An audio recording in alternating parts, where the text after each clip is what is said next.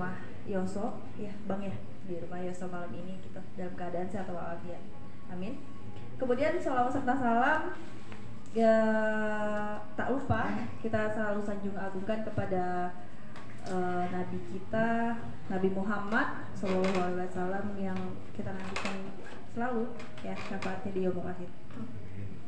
Oke, mungkin langsung saja. Yang pertama ada bacaan puisi yang akan dibawakan oleh Abang Epit. Iya Bang ya.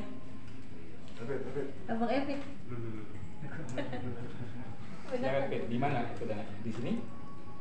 Saja puisi dari karangan W.S. Rendra dengan judul Sajak Seorang Tua untuk Istrinya.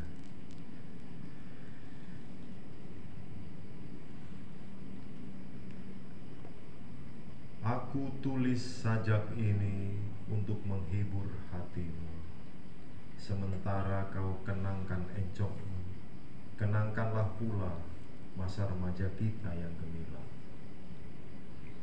dan juga masa depan kita yang hampir rampung dengan lega akan kita tuntaskan.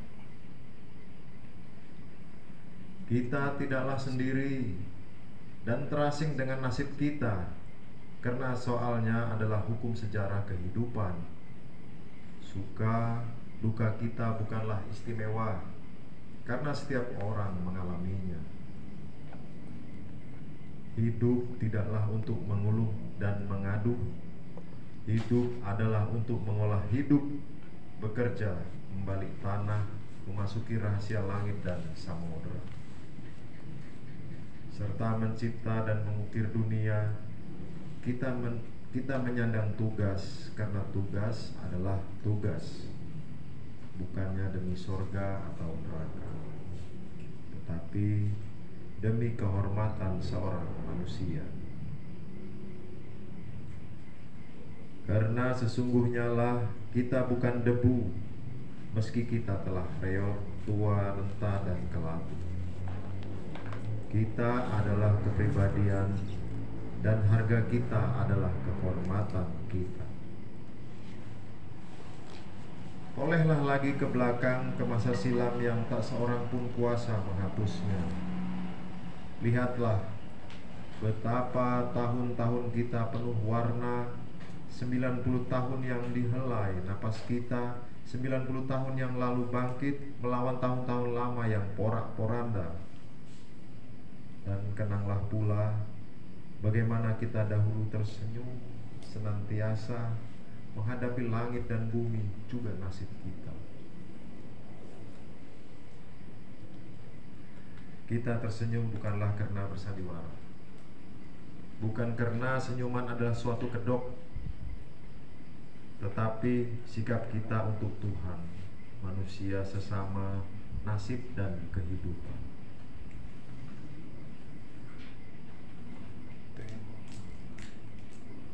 Lihatlah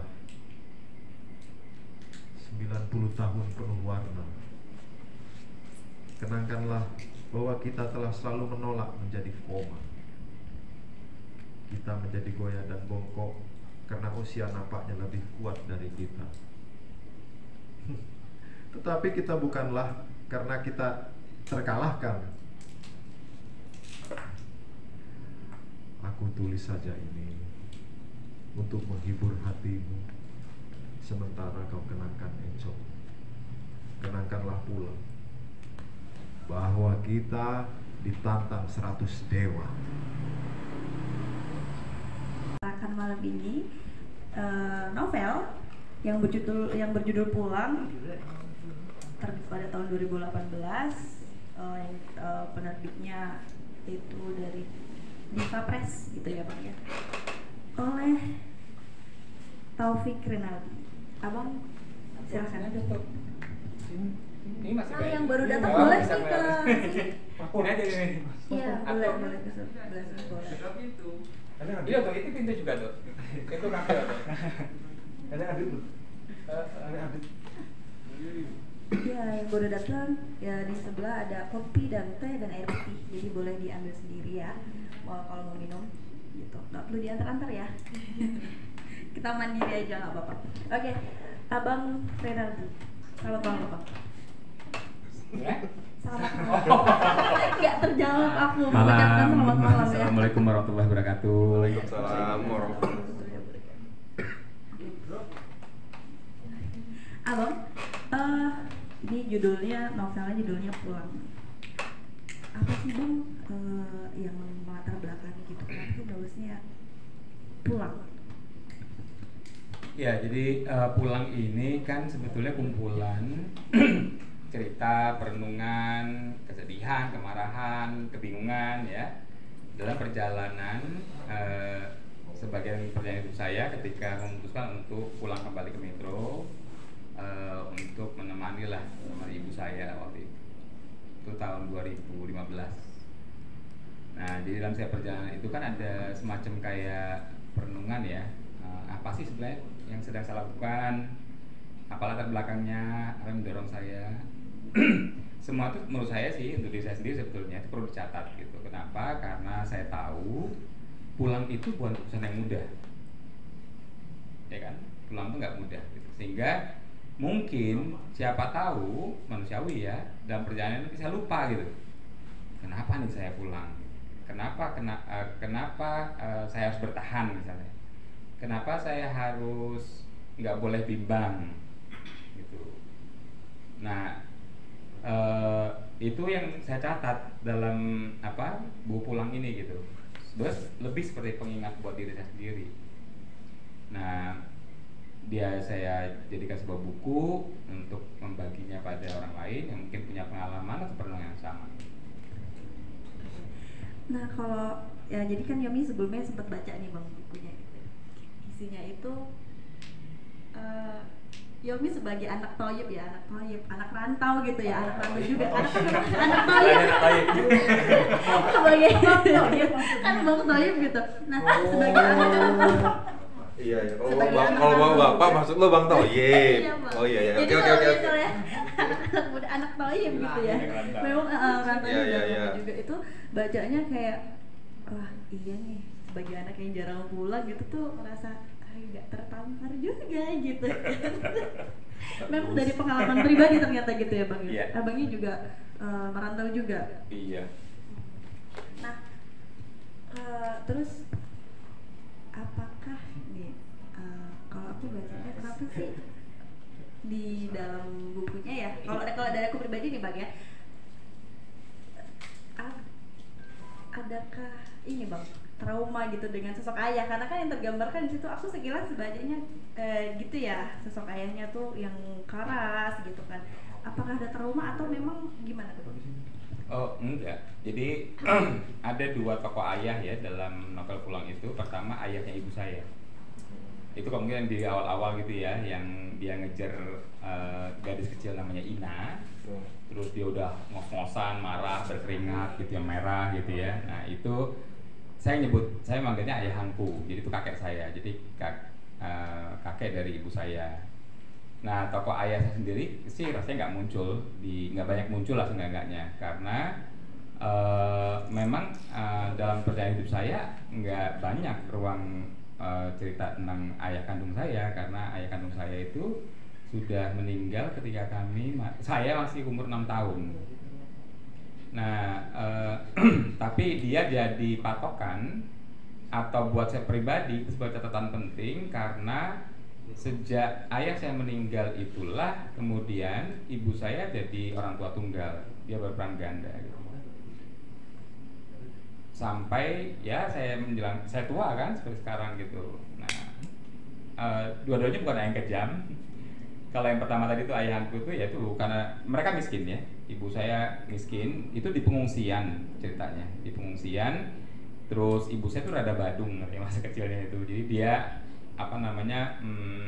makan, dia juga jualan keliling gitu, pisang goreng atau apalah semacam itu gitu. Terus ada temennya juga perempuan yang juga jualan begitu. Nah ibu saya pengen tuh nyicipin makanan temennya itu. Dia bilang iya dah, nanti ayah saya yang bayar terus dia makan gitu. Nah ketahuan kan sama bapaknya, sama ayahku kan, yang marah, dari mana gue mau bayar makanan anak gue ini gitu, tuh gue kejar gitu. Tapi kepingan itu sesungguhnya cerita kenapa ibu saya atau saya lebih suka memanggil ibu saya sebagai Ina. Karena di titik itulah, di peristiwa itulah kemudian saya menitipkan cerita mengapa nama Ina itu jadi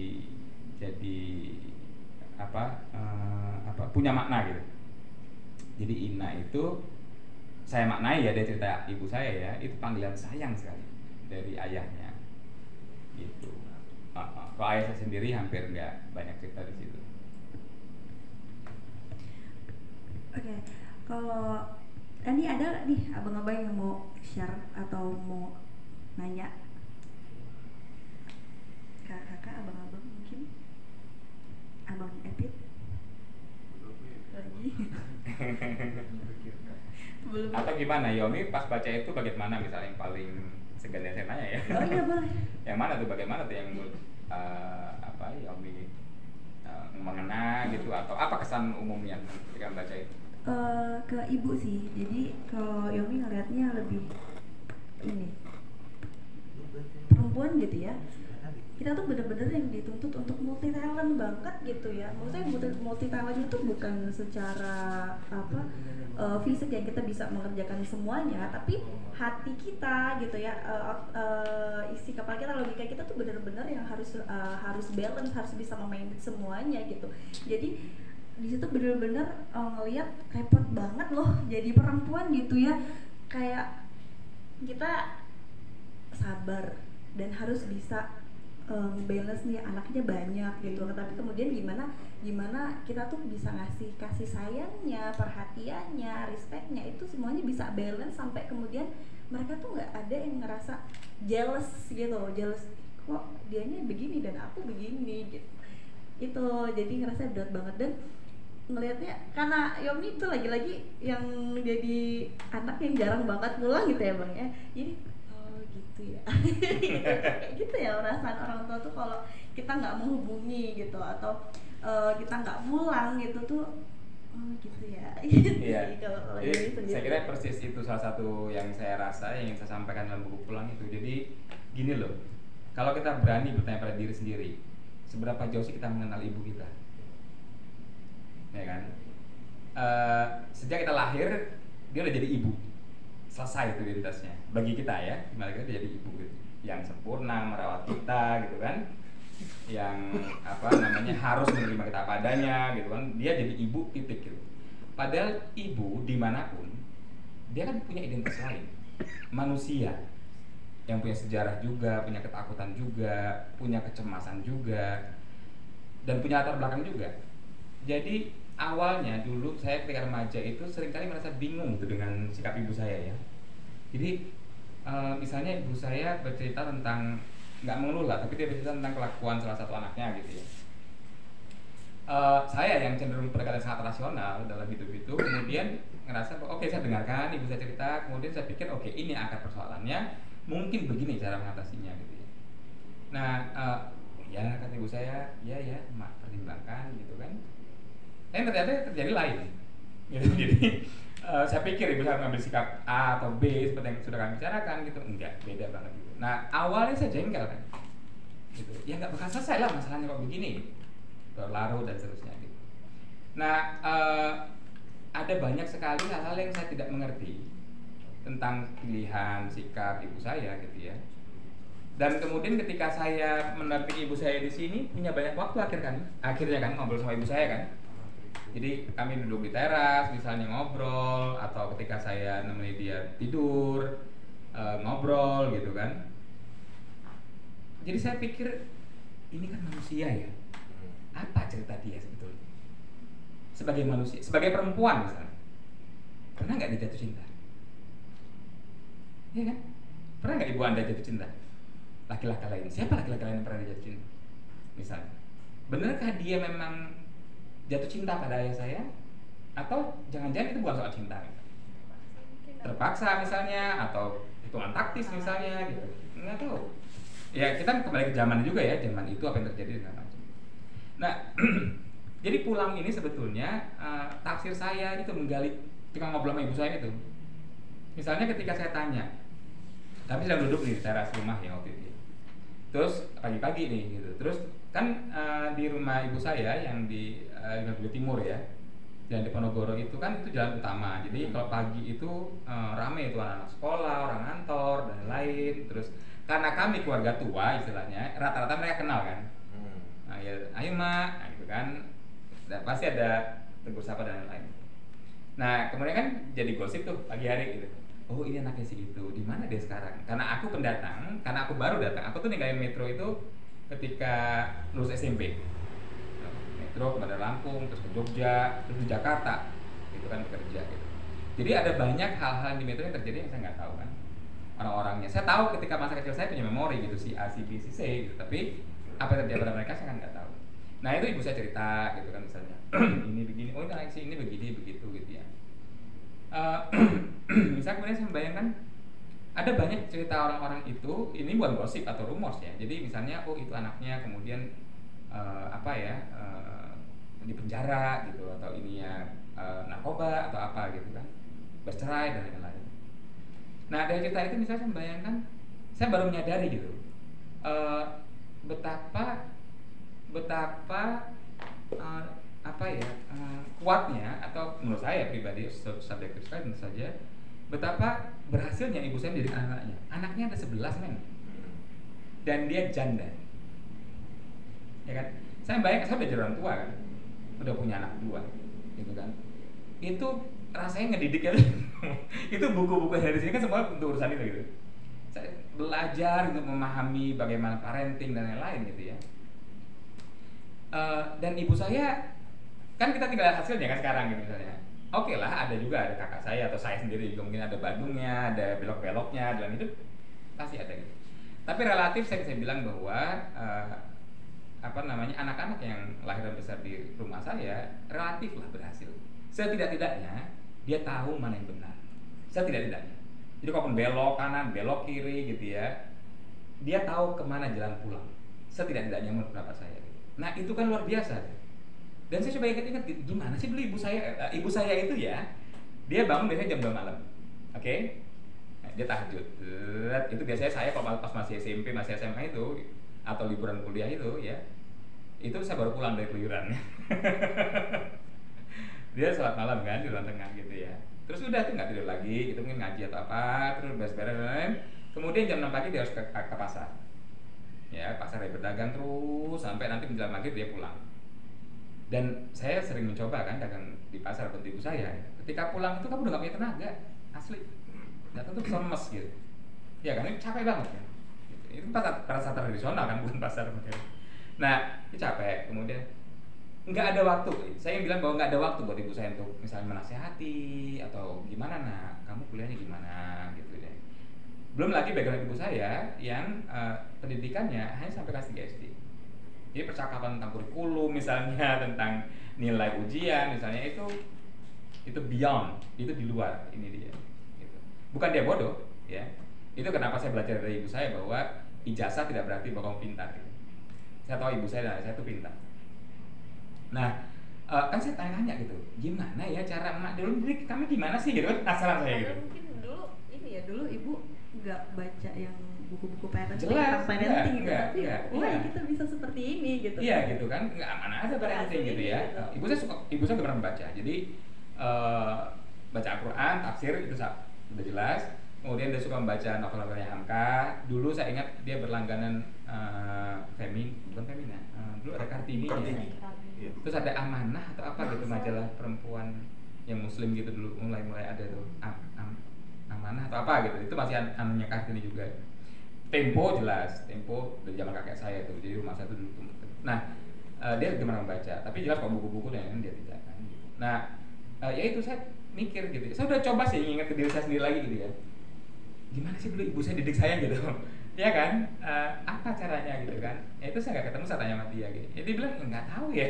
Kamu yang anak saya, mana saya tahu bagaimana cara didiknya. Itu kenapa misalnya ada bagian dari novel pulang ini yang saya bilang saya kasih dulu kekuatan doa. Di situ saya yakin sekali bahwa ada dua hal yang saya ambil dari ibu saya. Pertama, dia selalu ingat pesan suaminya, maksudnya ayah saya, bahwa jangan pernah membawa barang haram ke rumah. Jangan sekalipun, 1 rupiah pun jangan pernah kita membawa pulang memberi makan anak kita dengan uang haram. 1 rupiah pun. Itu bapak saya suka koa, orang Padang tahu, kayak semacam judi lah ya, kecil-kecil kayak gaple gitu kan sekarang mungkin ya, saya nggak tahu koa yang mana nih. Gaple dan itu ada taruhannya segala macam. Nah, ayah saya tuh konon dia punya 2 kantung tanahnya itu. Nah ini kantung dia untuk koa. Jadi uang di sini itu nggak pernah campur di sini. Misalnya nggak ada cerita gitu, nggak bisa di sini. Ya habis tambah habis, tapi di sini nggak pernah dipakai buat rumah, nggak pernah. Itu bersenang-senang aja gitu. Dan seingat saya dari cerita ibu saya atau apa namanya orang-orang sekalian saya, saudara saya gitu, ayah saya keras sekali soal timbangan misalnya. Kok ada pedagang yang ayah saya tuh bahasa Padang itu pemangka, gampang naik darah. Jadi dia pernah dagang, terus di depan tuh ada adiknya dagang cabe gitu, ngampar gitu, terus dia lihat tuh timbangan adiknya tuh ada ininya, dipasang paku. Pasang paku itu timbangan yang ini ya, timbangan yang ini ada magnet gitu kan gitu. Jadi begitu ayah saya lihat gitu ya, ada gitu, itu betul-betul batu timbangan sekiloan gitu, kebayang ya? Masih kebayang nggak batu timbangan? Iya. Sekiloan tuh dilempar tuh ke orang itu, gitu. Nah itu menurut saya salah satu ya ilustrasi gitu betapa ayah saya dan ibu saya juga keras sekali soal apa jangan ada barang haram dalam rumah. Terus ketika saya sudah meninggal, ibu saya jadi orang tua tunggal gitu ya, dan dia nggak punya waktu untuk ngurus anaknya, maksudnya mendidik pelan-pelan nggak punya waktu. Artinya saya punya legitimasi kalau saya mau jadi anak nakal. Saya punya hak kalau menyebut diri saya broken home gitu. Punya. Nggak ada siapapun nggak bisa menyalahkan kalau saya mau jadi anak broken home terus berantakan gitu hidupnya gitu. Saya punya legitimasi untuk bilang itu. Tapi terjadi enggak gitu kan gitu. Nah, ibu saya cerita gitu. Jadi ada masa ketika dia mengaji gitu ya sama angku-angku gitu dulu di Masjid Jihad atau di mana gitu. Dia kan orang Minang. Dia ngaji terus mereka kata si guru ngaji, saya ingat namanya Guru Gani. Datuk Guru Gani. Guru ngaji itu. Jadi kan ibu saya bilang, ya anak saya udah kasih makan yang baik, udah disekolahkan gitu kan, saya dididik dengan sebisanya yang baik gitu. Apalagi yang kurang, kata ibu saya. Nah dijawab sama si Ustadz Guru Gani itu, nggak cukup bu, ibu harus berdoa. Gitu. Nah itu kekuatan doa. Dan sekarang saya mengalaminya. Sebaik apapun anda merasa sudah mendidik anak anda, ada tahapan tertentu yang anda harus nyerah gitu. Nyerah dan hanya bisa bersabar dan berdoa. Karena doa mungkin membuat apa namanya kita jadi lebih positif ya, gitu. Misalnya saya belajar untuk selalu bersyukur gitu. Betapa saya lalu jengkel gitu anak saya ya, jengkel banget ya. Saya hanya berdoa dan bersyukur, alhamdulillah, terima kasih ya Allah, saya diberkahi anak saya A dan B ini. Gitu misalnya. Nah itu mungkin membantu. Nah 2 itu misalnya. Nggak ada teknik parenting mana nggak ada. Nggak ada. Ya nggak ada. Ya paling dengan tingkah laku ya, misalnya sopan santun segala macam jelas itu kan contoh langsung. Tapi teknik teori, nah itu bisa saya pelajari. Jadi pulang ini itu lebih banyak cara saya untuk menerjemahkan gitu. Apa sih yang ada di kepala? Jadi saya tuh seperti ingin meraih isi kepala atau isi benak ibu saya gitu. Terus saya pindahkan dalam sebuah cerita. Kenapa? Karena saya tahu kehilangan dia. Saya takut kalau dia pergi, saya nggak ingat dia siapa. Nah itu coba itu biar pulang. Malah kalau ibu-ibu bukan ibu-ibu aja, mungkin perempuan itu memang agak sulit gitu ya untuk menyampaikan sebenarnya apa sih yang dirasa, apa sih yang dimau gitu. Iya. Jadi kemudian agak sulit juga dipahami gitu kan, gitu ya bang ya. Iya. Jadi apalagi seorang ibu gitu pasti banyak banget yang dijaga, kayak ngekip sesuatu dalam dirinya sendiri. Nah gitu. itu pertimbangannya. Iya. Nah itu kenapa misalnya dalam buku pulang saya harus meminjam ada tokoh hayal itu kenangan, bukan kenangan. Itu bukan kenangan. Itu cara saya ketika menulis ya, proses kreatif menulis saya gitu. Saya harus punya tokoh yang bukan saya dan bukan ibu saya. Karena ibu saya kan tidak bertutur panjang lebar kan itu. Siapa ya? Nah saya ingat. Jadi hubungan ibu saya dengan kenanga itu kuat. Setidaknya dan tafsir mata saya ya, atau memori saya gitu. Itu hubungannya kuat. Jadi dulu di teras rumah kami itu ada pohon kenanga cukup gede lah ya, dan udah tua itu, udah tua. jelas mungkin nggak seromantis yang saya bayangkan, tapi kira-kira ibu saya itu kalau dia apa namanya, oh ini baterai tadi ya maksudnya, itu ada baterai. Iya. Nah kalau dia subuhan nih, yang saya ingat ya, masuk kecil misalnya dia bangun ini diajak subuhan, karena ibu saya subuhan entah ke masjid Muhammadiyah atau masjid Taqwa ya. Nah itu sambil jalan tuh dia akan ada tuh ketik rek, terus dia remat gitu ya. Saya menafsirkan sebagai wangi nanti ketika dia berdoa atau amin gitu ya. Satu, pulang, ketika dia pulang nanti beres-beres sudah siap mau berangkat. Dulu ibu saya kan berkebaya ya, berkebaya dan bersanggul gitu. Apa namanya, dia kan petik itu kenanga terus dia tabur tuh di ranjangnya sebagian. Terus ketika dia gelung kan ada dulu apa sih saya rambut sambung ya, jadi gelungan gitu kan, konde gitu. Nah itu ya udah sebenarnya diselipin gitu. Nah jadi dia dan kenanga itu dekat sekali. Makanya kenanga saya pinjam sebagai tokoh lain gitu. Yang saya bayangkan disitulah tempat ibu saya bercerita, berkeluh kesah gitu, yang dia tidak bisa bilang pada siapapun gitu. Karena ada banyak pertimbangan kan bagi nggak hanya perempuan sebenarnya, setiap orang tua, apalagi perempuan ya, itu saya kira memang ada banyak hal yang dia pertimbangkan dan dia nggak bisa tidak terbuka gitu kan gitu. Nah kenanga itulah yang kemudian jadi teman dia berbicara, yang kalau dalam buku pulang ini misalnya itu dia fontnya dia miring, jadi ketika ibu saya bercakap-cakap dengan si kenanga itu fontnya miring. Misalnya ketika dia ada bagian di mana misalnya dia ngerasa, duh kenanga saya udah bego banget nih gitu. Karena dia terlanjur menelpon saya Taufik dan bilang bahwa, nah kalau katanya kamu mau pulang, ya pulang. Itu titik di mana saya tuh langsung, saya kan lagi di kantor loh, masih pagi-pagi gitu loh, masih mau beres-beres segala macam gitu.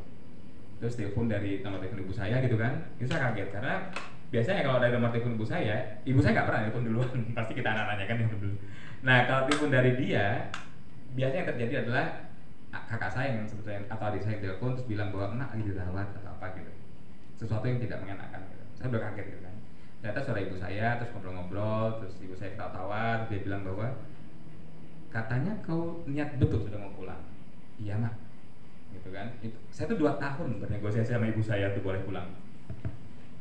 Jadi sampai 2 tahun tuh kerayu dia, boleh dong pulang. Ya gimana anakmu, gimana keluargamu, kan begitu ya namanya ibu ya. Makanya dalam di situ saya tulis istilahnya tuh gini, urusanmu ada dengan masa depan nak, bukan dengan aku yang cuma masa lalu. Kira-kira itu yang saya bilang, suara ibu saya mungkin ya. Itu yang dia bilang kenapa. Urusan seorang anak itu untuk masa depan. Kan pasti semua ibu berpikir begitu. Kamu misalnya seberapapun ibumu rindu dan kangen, tapi ketika kamu misalnya sudah bekerja atau berkeluarga, terus kamu memilih misalnya saya mau tinggal di rumah gitu, pasti dilarang. Pasti dilarang. Sudah kau pulang. Kau ke rumahmu, hidup bekerja gitu.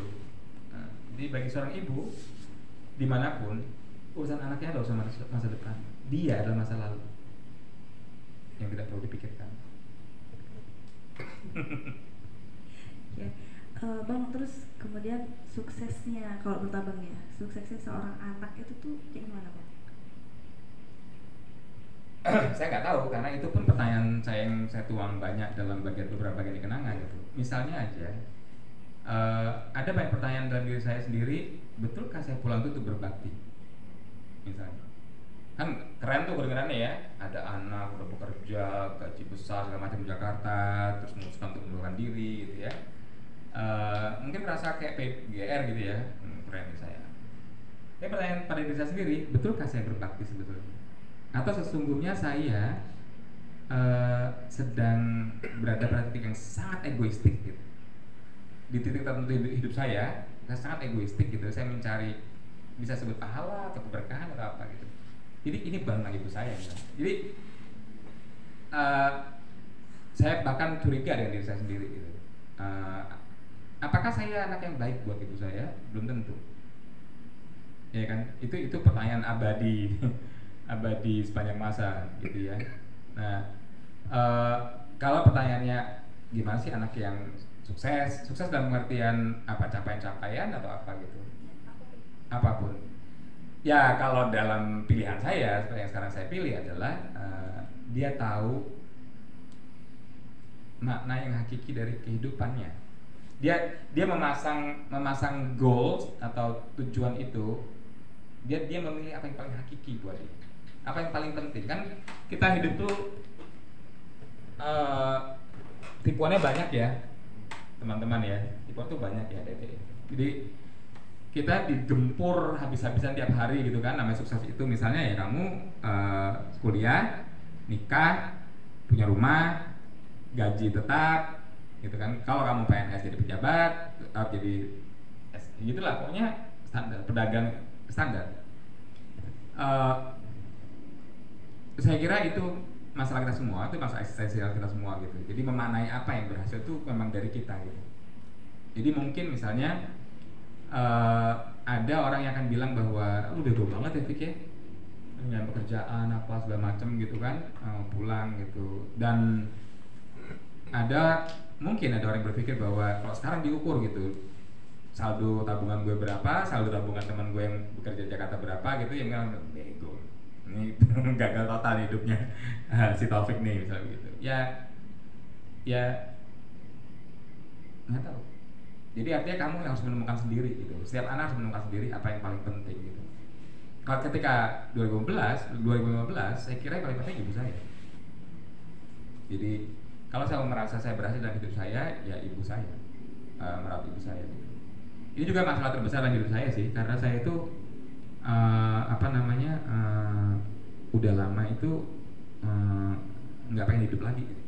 Ini bukan berarti saya depresi lalu mau bunuh diri ya, jangan salah gitu. Jadi 2009 kita naik haji ya. 2009 ya. 2009. Saya waktu itu masih usia 39 tahun, 30 something.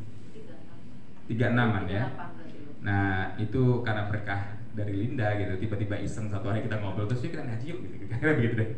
Terus iya kenapa enggak gitu kita nanya. Nah, di situ misalnya saya mulai ngerasa bahwa ketika saya menjalani proses haji itu gitu, satu doa saya ketika di Masjidil Haram dan Masjid Nabawi adalah ya Tuhan matikan saya di sini gitu. Buat apa sih hidup lagi gitu? Artinya kalau saya kembali ke Indonesia terus bikin dosa lagi terus bingung lagi gitu. Jadi kemudian mati jadi kematian itu jadi goals buat saya. Jadi misalnya kayak di rumah ini atau ketika rumah kami di Bogor dulu gitu, saya tuh punya semacam batu nisan bayangan gitu, imaginary gitu di kepala saya. Yang batu nisan itu ada nama saya. Kenapa? Itu kan ujungnya. Bukankah itu ujungnya? Semua cerita kita itu. Ya kan? Jadi ketika ya kalau mati ujungnya gitu, kamu tahu apa yang penting yang harus kamu perbuat. Kamu bisa merumuskan apa yang kamu sebut sebagai kesuksesan gitu. Kalau kamu tahu sadar betul bahwa ujungmu itu adalah kematian. Ya kan, dan mati bisa kapan saja kan gitu. Nggak perlu nunggu sampai tua, sakit dan lain-lain. Saya nggak selalu sebaik ini atau nggak selalu sesadar ini ya, jangan keliru ya. Jangan salah juga ya, dan nggak selalu sedahsyat ini pemahaman saya nggak. Saya tergoda juga, lupa juga kadang-kadang gitu.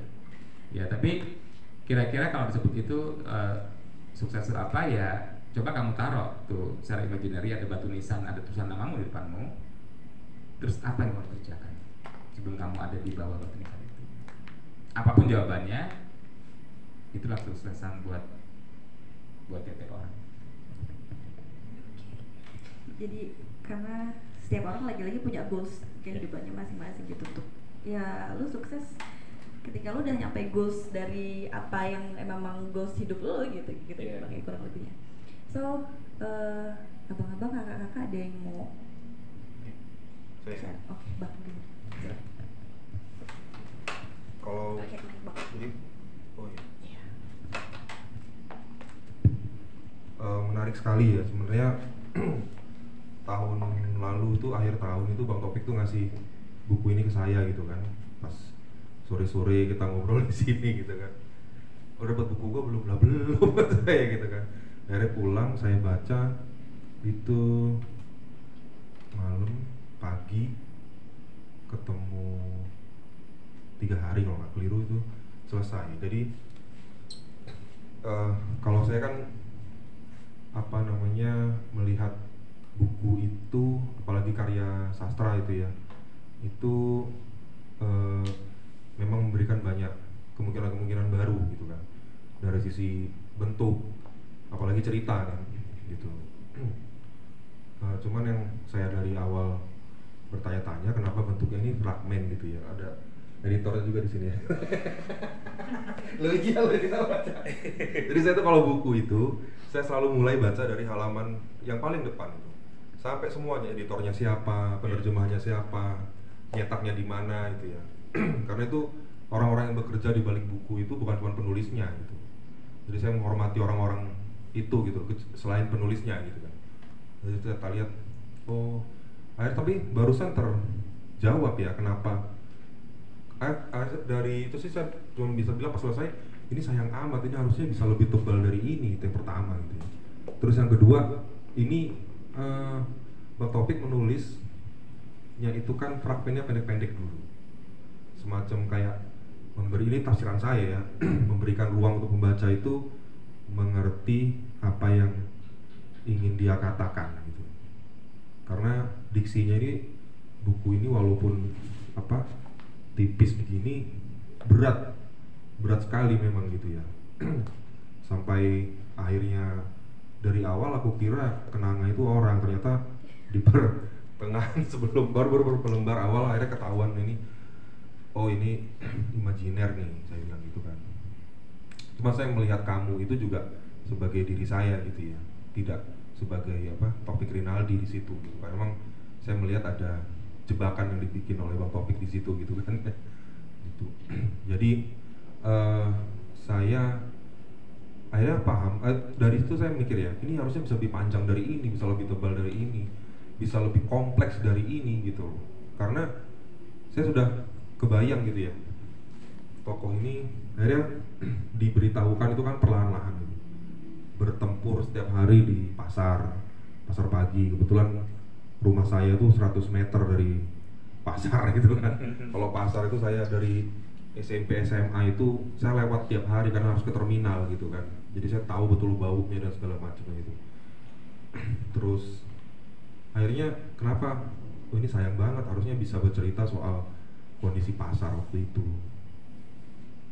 Berdagang pasti dia punya ada lingkaran-lingkaran, ada konfliknya, ada intensi kerjasamanya, dan itu menarik sebagai juga cara kita melihat metro di tahun itu gitu. Karena Bang Taufik nggak berbicara tahun di sini kan gitu. Nah ternyata itu yang sebenarnya tantangan ya sebenarnya. Tapi akhirnya aku paham, aku maklum,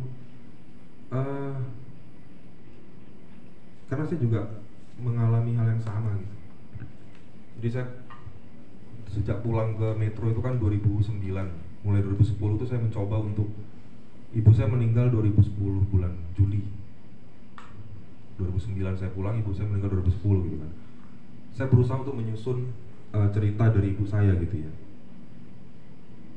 Dan berapa kali akhirnya saya menelusuri itu, memang ada perdebatan di batin itu nggak pas, bukan gini ceritanya atau apa gitu ya.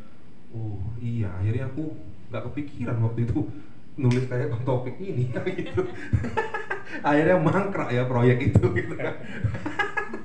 Padahal aku sampai di tahun 2013 kalau nggak salah, sebelum nikah, 2013 aku nikah Januari. 2012 itu aku sempat berkelana ketika masih kerja aku udah kerja di Metro, berkelana ke RCM ya, nemui kawan-kawannya mama waktu itu yang masih kerja gitu kan, adik-adik senior junior dia gitu ya. Ya sudah sampai sebegitu aku aku investigasi gitu kan. Karena akhirnya saya menemukan apa yang ingin saya tulis dulu lewat buku ini sebenarnya gitu.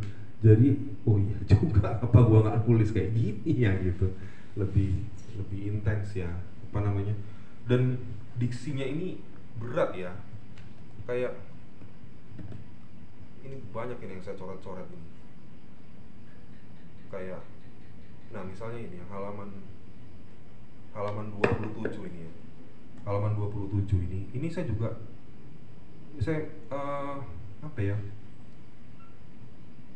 melihatnya itu kan kita dari apa namanya metaforanya bakti anak kepada ibu itu tak pernah cukup, itu kan bagaikan mentari apa kalau lagu anak kecil itu ya ya itu apa ya maksudku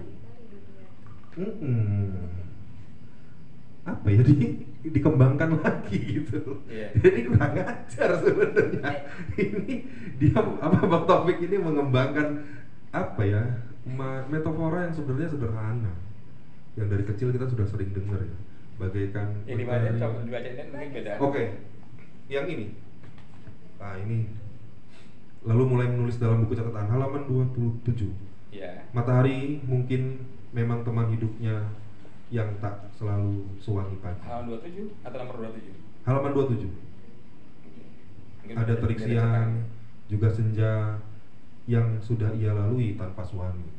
Untuk anak-anak yang butuh toga sekaligus doa-doa, puluhan tahun perjuangannya dan kamu hanya mampu memberinya sepetak taman dan 24 lembar koran pagi.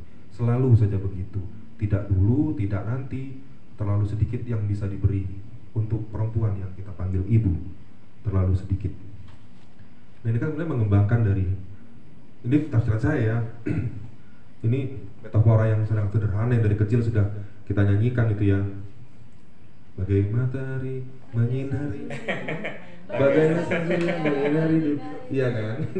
Sebenarnya Bang Taufik ini mengembangkan dari itu gitu loh, untuk bicara bahwa ia tidak akan pernah sampai balasnya seorang anak kepada ibu, yang dia sebelumnya kan cerita yang di ininya kan memberikan ibunya itu si apa ibu si apa Ina ini apa namanya baca koran, sesuatu yang digemari dia dari masa mudanya gitu kan ya. Nah berharap memang kita kadang-kadang jadi anak kayak gitu ya, kita tahu ibu kita seneng coklat, seneng bahkan yang kalau yang kaya-kaya seneng barang branded, kita kasih tuh yang kita senengin, berharap ini sudah jadi bakti, kan enggak gitu ya. Makanya Bang Taufik bilang tuh puluhan tahun perjuangannya dan kamu hanya mampu memberinya sepetak taman dan 24 lembar koran pagi. Nah itu kan maksud saya metafora-metafora sederhana ini kan sebenarnya kita yang apa berkubang ya, berminat yang mencurahkan energinya di dunia kepenulisan ini kan jadi tren sejak lama ya gitu. Metafora yang tidak lagi bicara soal Tuhan, bicara soal apa bumi, kehidupan gitu ya. Enggak, ini kan cuma muncul dari 24 lembar koran pagi gitu kan. Tapi dampaknya itu kan tidak sederhana ternyata gitu. Metafora-metafora yang muncul, yang dibangun dari hal-hal yang sederhana itu. Dan menurut saya tapi saya tetap ini masih bisa dikembangkan jadi lebih kompleks lagi gitu. Apa nanti pulang ribon gitu. Pulang balik. Karena sayang ya, saya melihat pilihan diksinya itu luar biasa. Ini novel pertama Bang ya? Iya. Novel pertama pilihan diksinya seperti ini gitu loh. Yang saya tahu Bang Taufik kalau kita cari di Google sebelum saya bertemu Bang Taufik, saya kepo dulu kan, saya tulis topik Renaldi kan di Google, saya searching dulu gitu ya. Tidak ada bau-bau sastra, bau-bau aneh-aneh di dalam bidang seni gitu kan. Makanya gue lihat ini boleh juga ya. Ini pertama ya, tapi bukan bagus sih, maksud saya jelek. Enggak bagus sih maksudnya jelek. Menakjubkan gitu loh. Novel pertama kan gitu loh. Pilihan diksinya coba baca. Saya butuh waktu 3 hari karena kan saya tuh baca karena kebiasaan resensi buku. Akhirnya sering saya bolak-balik. Bukannya apa-apa, saya cari kelemahannya gitu kan. Yeah. Kalau resensi kan tuh harus ada kelemahannya. Tapi pilihan diksinya itu menakjubkan sebenarnya gitu. Dan terlihat sekali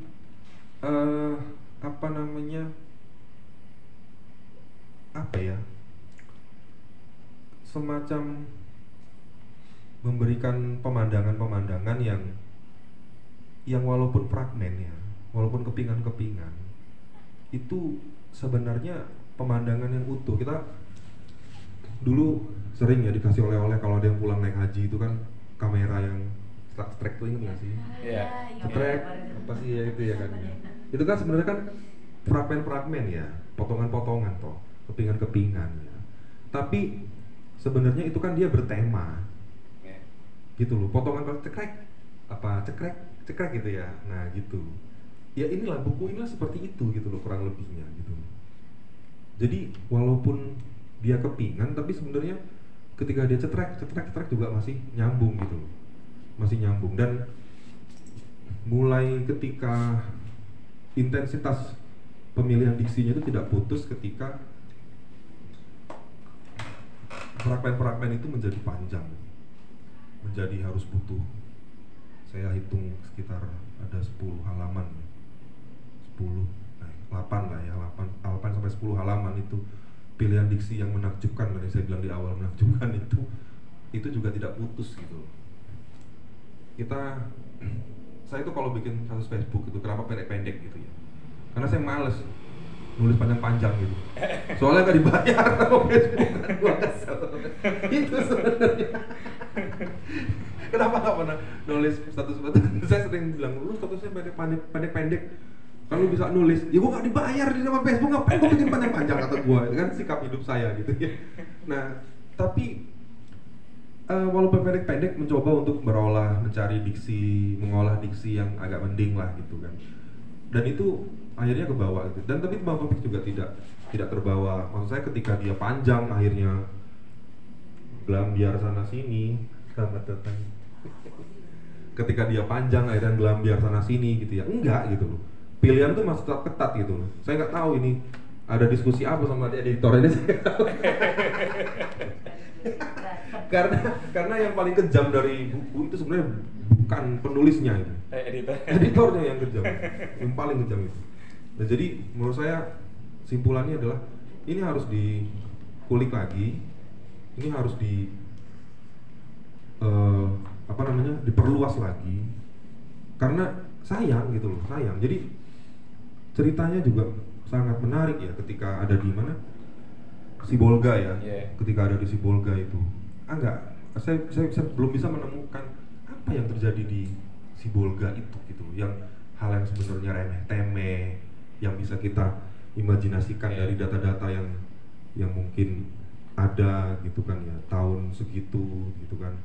Apalagi sekarang udah banyak banget tuh Bang, kita mau nyari data tahun ke tahun berapa ke berapa juga gampang banget kan gitu kan, untuk menimbulkan, melahirkan imajinasi itu kan gitu. Dan yang kedua, ini potensial untuk bicara soal pasar kota metro gitu loh. Dan ingatan saya, walaupun tiap hari lewat pasar kota metro ya, dari kelas 1 SMP sampai kelas 3 SMA gitu ya, karena harus ke terminal kan. Kalau kelas 1 saya di SD 1, jadi lewat rumahnya Pak Rasid gitu kan, lewat polos gitu kan, tidak harus lewat terminal.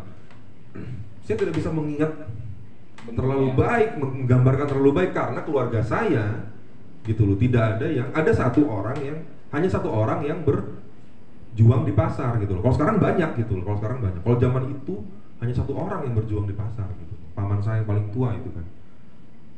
Nah jadi sebenarnya ini potensial banget gitu loh, potensial banget seorang pedagang kelontongan ya gitu loh, tahun segitu bagaimana. Apalagi kan kakak-kakak Bang Topik masih bisa diwawancara sebagai pedagang gitu loh. Ini menarik, bener ini menarik sekali gitu, dan ini punya potensi yang sangat luar biasa. Nanti gimana Abang olah gitu kan ya. Karena walaupun sebenarnya fragmen itu yang aku bilang tadi kayak kamera itu sih gitu, cekrek gitu ya, fotonya nongol, kita lihat oh ya ini, coba cekrek ini, oh ya ini. Tapi kan dia masih satu tema gitu. Betul. Masih satu tema, masih itu bagus itu ya. Dan saya kira kita melihat buku ini tidak semata-mata sebagai karya dari seorang anak yang berusaha untuk membuatkan kamera cekrek-cekrek tentang ibunya gitu loh, bukan ya. Tapi aku kira ini kalau kita mau bicara soal metro gitu ya, aku kira ini potensial banget gitu. Ini potensial banget, dan aku ketika dapat buku ini aku tanya kan, udah pernah baca buku bang? Belum gitu kan ya. Wah ini gila gitu kan gitu loh. Gila gitu kan ya. Karena saya belum pernah membaca orang yang menulis tentang metro dalam karya sastra ya. Kalau yang ilmiah, yang ini ya banyak lah, sejarah banyak lah gitu. Jadi sebuah kota itu akan sangat menyedihkan gitu ya kalau tidak ada penulis sastra di dalamnya gitu. Dia tidak terekam ya. Iya, Kota tidak terekam. imajinasinya itu nggak ada yang merekam itu gitu loh. Iya. Kalau data dan fakta itu penulis biasa bisa, tapi merekam imajinasi itu orang yang bisa, orang yang bergelut ya, yang meminati dengan serius sastra. Kalau data dan fakta banyak orang bisa gitu, Tapi menitipkan kenangan, betul, memori itu ada di sastra. iya, imajinasinya itu gimana caranya kita, itu ada banyak lah kayak Pramudia segala macem gitu Iya. kan. Dari aku segitu saja dulu. Iya.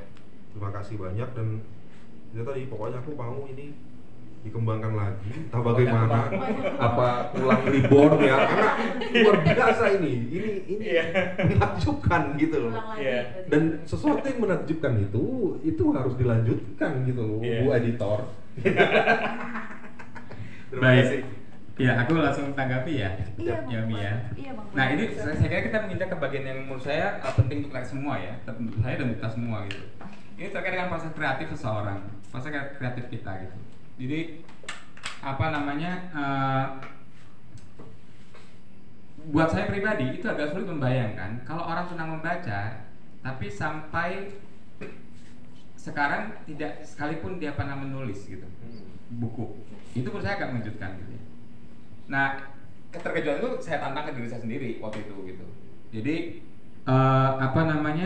gila lu ya kalau besok mati itu ya udah hilang aja nama topik dari ya, nggak ada yang tahu pikiran lu apa, nggak ada itu misalnya. Itu yang menantang saya gitu, terus menulis. Makanya dan ini proses kreatif menulis gitu ya. Jadi pertama-tama ini sebenarnya aslinya dari postingan saya di Facebook.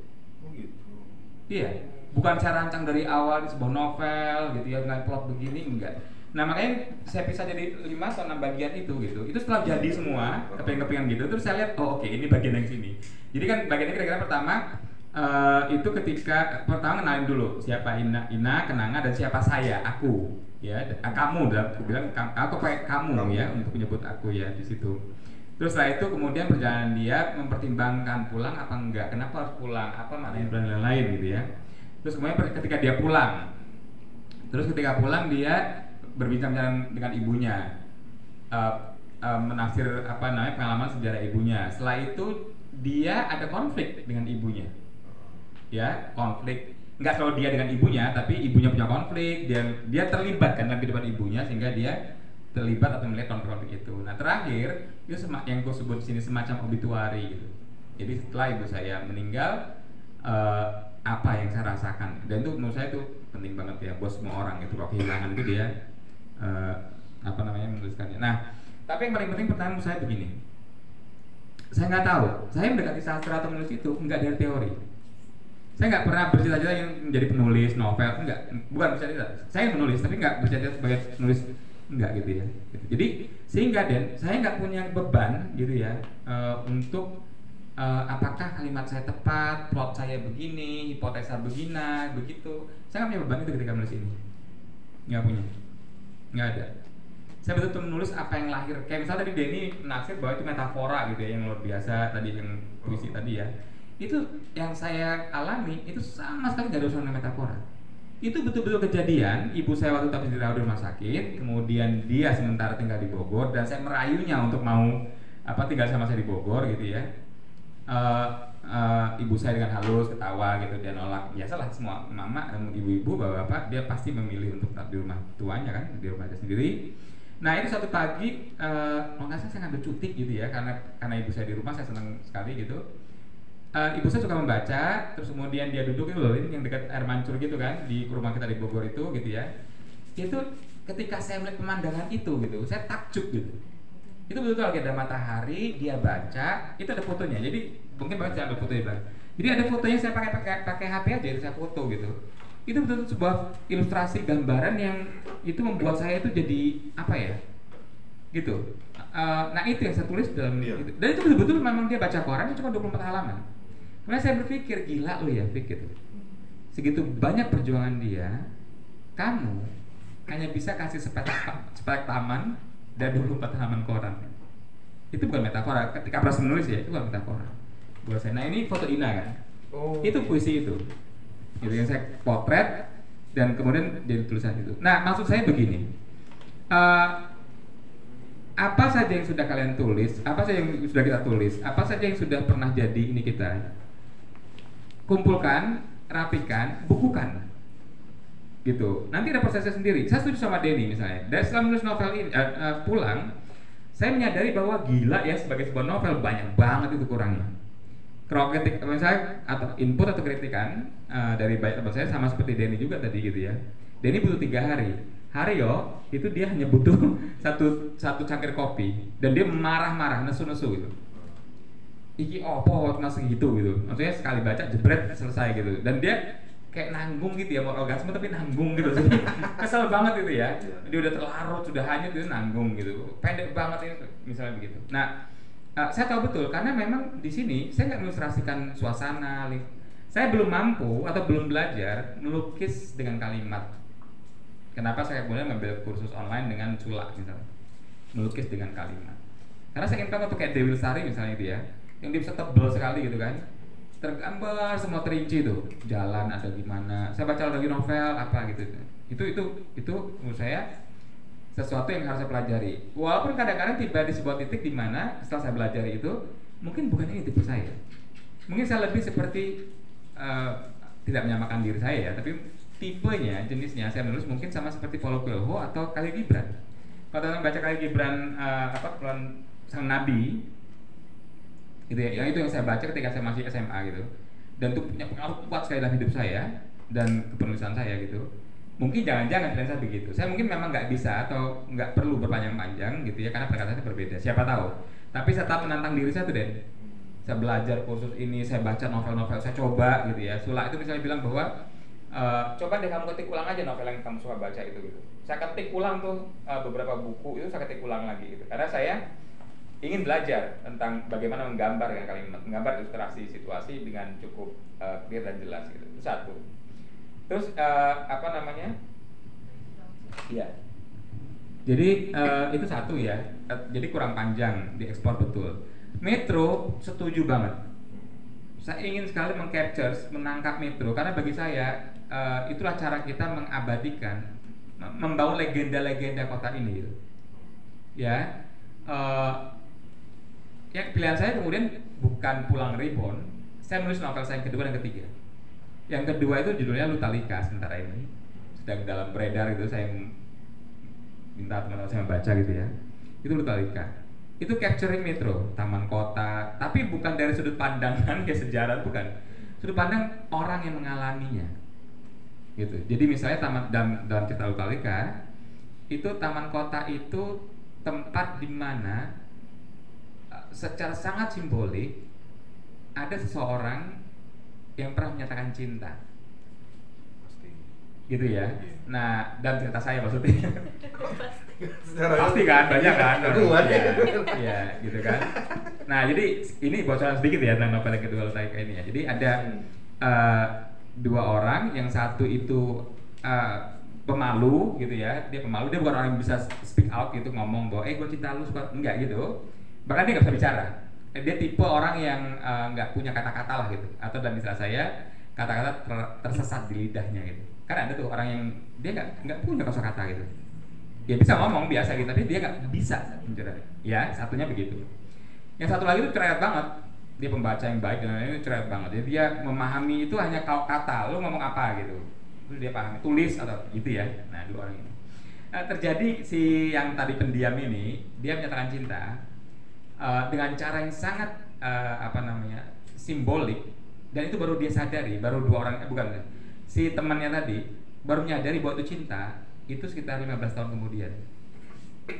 Mereka sedang ada di taman kota waktu itu, kemudian si satu orang ini menyatakan cinta, nggak bilang aku cinta padamu, enggak, dia hanya bilang bahwa gue mau bisikin sesuatu, boleh nggak gitu.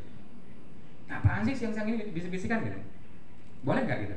Kenapa? Terus dia seperti berbisik, tapi kemudian ada lalang mobil, kan taman kota kan zaman itu ya, jadi kira-kira itu setbacknya 15 tahun lalu atau 30 tahun lalu ya, itu 30 tahun lalu masih udah ada mobil kan, itu udah perempatan ya. Nah kata-kata itu hilang, nggak terdengar gitu kan. Nah padahal kata-kata itu jadi pertanyaan abadi bagi si temannya tadi itu, sebetulnya apa yang dia bisikkan gitu kan. Mereka berpisah nih, setelah itu mereka berpisah, ya kalau kuliah di sini, semuanya mencar-mencar gitu. Di tahun detik mereka ketemu lagi. Nah itu saya mengcapture taman kota. Jadi dalam si tokoh ini misalnya dia mendatangi lagi dalam khayalnya taman kota metro itu. Dulu taman kota metro itu kan cemara ya. Iya. Kalau masih ingat. Bener. Sekarang beberapa masih ada kayaknya. Nah dia melihat mencari kembali kata-kata yang hilang itu pada pucuk-pucuk cemara, pada hamparan rumput itu, dan dia tidak bisa menemukan kata apa yang hilang waktu itu yang tidak bisa didengar.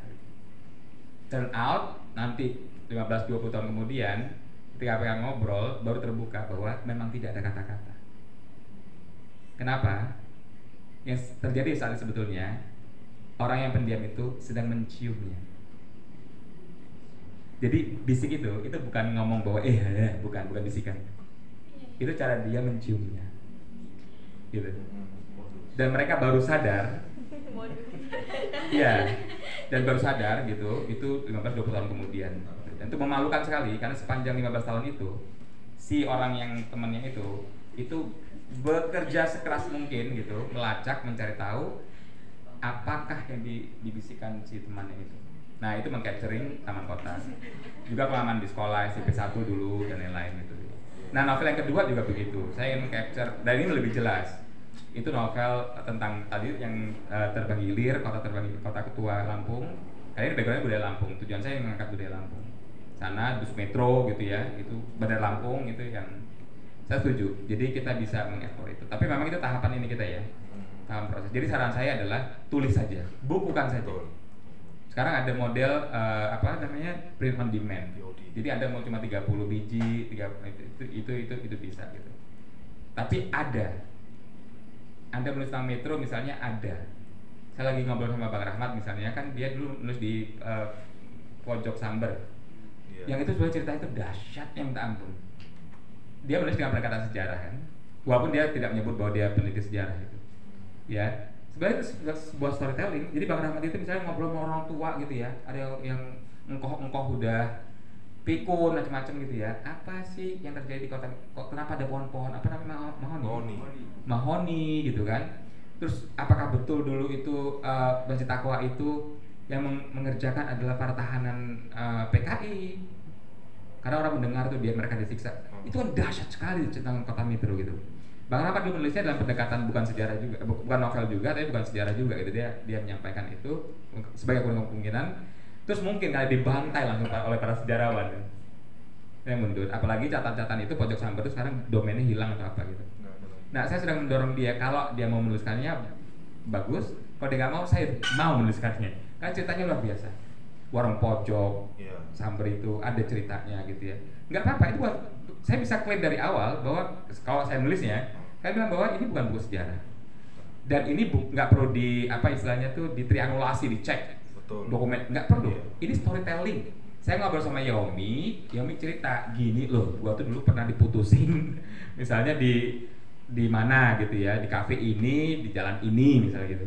Itu dia cerita tuh, ada dalam konteks kota metronya gitu ya gitu. Itu storytelling, dan saya berhak kan. Maksudnya kalau Yomi setuju ya misalnya gitu ya, cerita itu bahwa kita sampaikan. Jadi keren banget. Nah, makanya teman-teman entah puisi, entah apapun bentuknya gitu, sebagai sebuah proses kreatif, saya tadi bilang sama Prian, jangan menulis sekaligus jadi editor, nggak pernah jadi. Atau jangan sampai membayangkan bahwa novel Anda akan sempurna novelnya Pramudia, gitu ya. Itu bisa kecapean, gitu ya. Tulis apa yang Anda sanggup, apa yang Anda bisa, tapi cukup menggetarkan buat Anda lah gitu. Buat kita sendiri nulis itu udah seneng gitu ya. Saya tuh alhamdulillahnya baca tulisan saya tuh masih seneng, baca novel saya seneng gitu. Itu ukuran diri saya pribadi gitu. Apakah ini sebuah tulisan yang menarik buat saya seenggaknya? Karena kan buku setelah Anda tulis kan Anda nggak bisa terlibat lagi. Yomi melihatnya baik, buruk, menyenangkan, kan saya nggak terlibat lagi gitu. Tapi buku ini ada, buku ini bisa Anda pegang gitu, buku ini bisa beredar gitu. Itu yang paling penting. Jadi menulislah, pesan saya ya, menulislah, bentuknya sangat khas gitu ya, dan nggak harus sempurna macam-macam, nggak harus orang nanti akan bicara aja gitu. Nah uniknya waktu pulang ini ya Yomi ya, kan saya tuh kadang-kadang penasaran ya, bahkan sebelum dia terbitkan saya beri ke beberapa teman saya tuh, tolong baca dong. Kenapa? Saya dapat masukan, misalnya oh salah nih Fik, ini kalimatnya bukan begini, ini nggak logis. Saya ingin saya dapat masukan. Nah saya kirimlah ini ke beberapa teman saya, yang menurut saya itu udah mungkin dia bukan sastrawan tapi dia pembaca yang pakar gitu, atau digemar baca gitu. Jadi kan kata tuh dari percakapan kami, persahabatan kami segala macam ya gitu. Dengan harapan tuh dapetin apa aja lah gitu, nggak usah teoretik, terserah. Tapi kayak tadi saya terima kasih sama Denny gitu.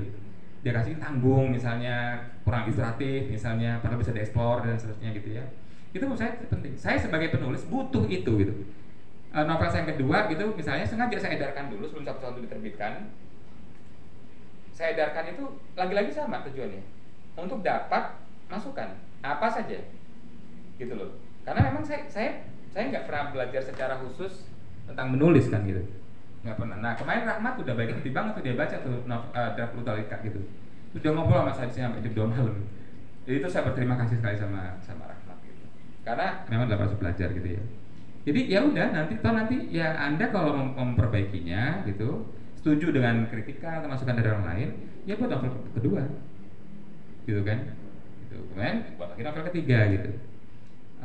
Tapi ada jejaknya. Itu saya sangat berharap banget dengan teman-teman yang ada di sini gitu ya, yang memang senang menulis, jangan ragu-ragu gitu, jangan jangan overthinking atau perfeksionis gitu. Jadi harus sempurna, enggak kok. Coba toh siapa novel pengarang Nobel sekalipun dia tetap dapat review yang negatif kan? Gitu. Apalagi gue lah gitu misalnya gitu. Ayo menulis. Nah itu betul proses kreatif, mengilustrasikan dan lain-lain. Tapi itu sebuah perjalanan menurut saya, nggak apa-apa juga kan gitu. Nah kalau di sini tadi ketika saya kasih segalanya, saya udah berharap dia dapat masukan gitu ya. Yang saya terima biasanya begini, sorry Pik, gue nggak kuat bacanya. Iya, tadi gue nggak kuat bacanya gitu. Kalau temenku di Jogja tuh bilangnya, Hais, gue ini aku mau ngiso nangis, gitu kan. Jadi ya saya sih senang juga ya, maksudnya tuh emosi yang saya titipkan dalam tulisan ini itu berarti getarnya nyampe gitu ke orang-orang gitu. Seenggaknya itulah gitu. Kalau dalam teori sastranya segala macam mungkin ada banyak sekali kritik tentang ini gitu. Minimal itulah gitu. Emosi itu. Atau seenggaknya tadi saya mencatat apa yang saya rasa, apa yang saya pikir dan perjalanan saya gitu. Sesederhana itu sebetulnya. Oke, ada lagi. Oke, Bang Eki.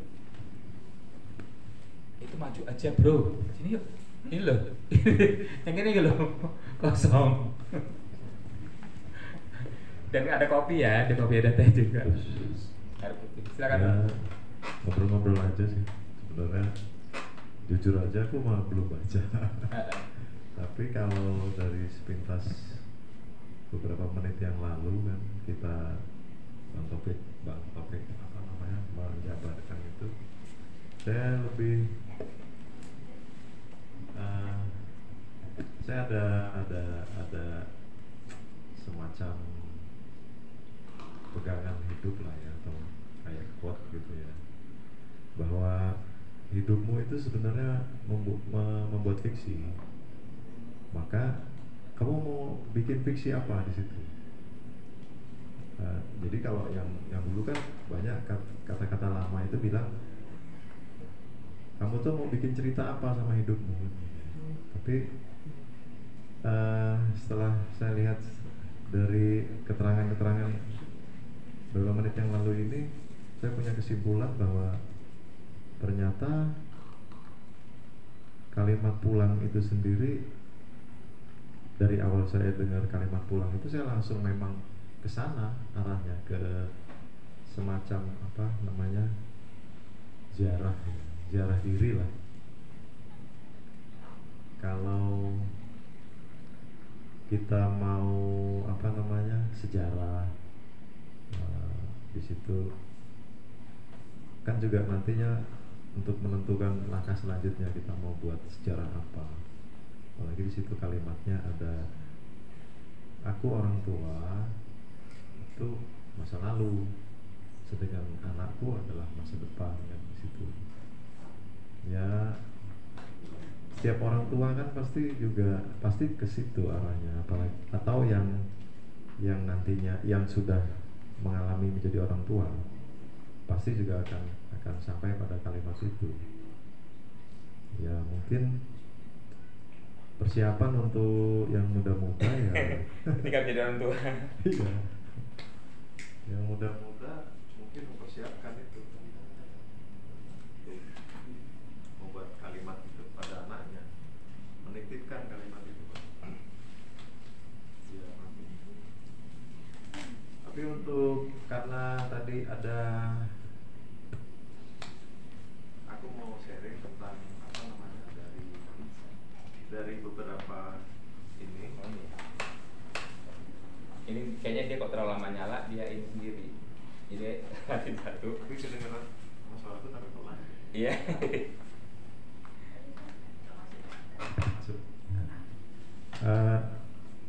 Biasanya 3 Bang, kalau kita mau minikan itu. Pertama, dasa, kala, patra, itu kan teori sih, tapi itu teori yang sangat ampuh.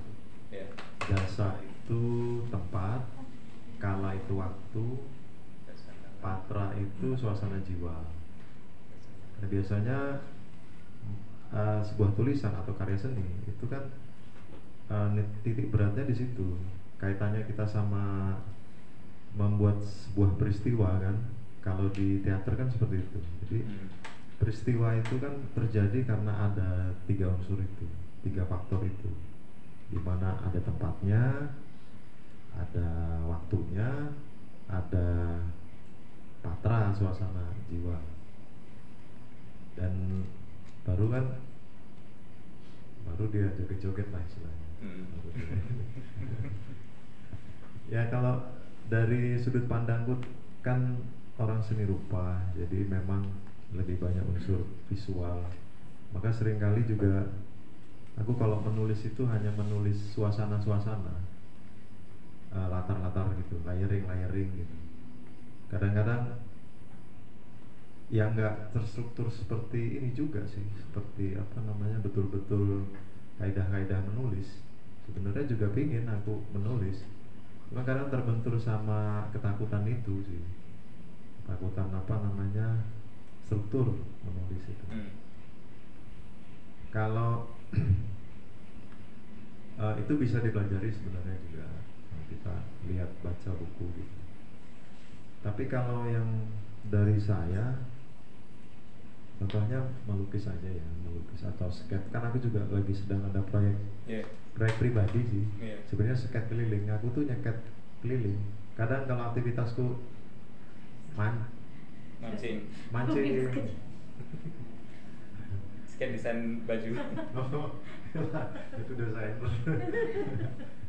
Sketsa. Jadi kadang aku mancing kan udah banyak terkumpul gitu. Tapi memang bukan proyek yang sangat ini sih, proyek santai lah, untuk suatu aku punya aja gitu. Ya memang beberapa aku juga pengen sih ada niatan pameran gitu, atau ya itu juga salah satu mungkin karena aku putra daerah kan, orang metro. Putra daerah. Iya. Putra daerah. Karena lahir di Akamsi. gitu. Akamsi ya, Bang.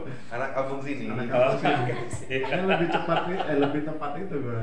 Ini ada anak toyib, sekarang ada Akamsi.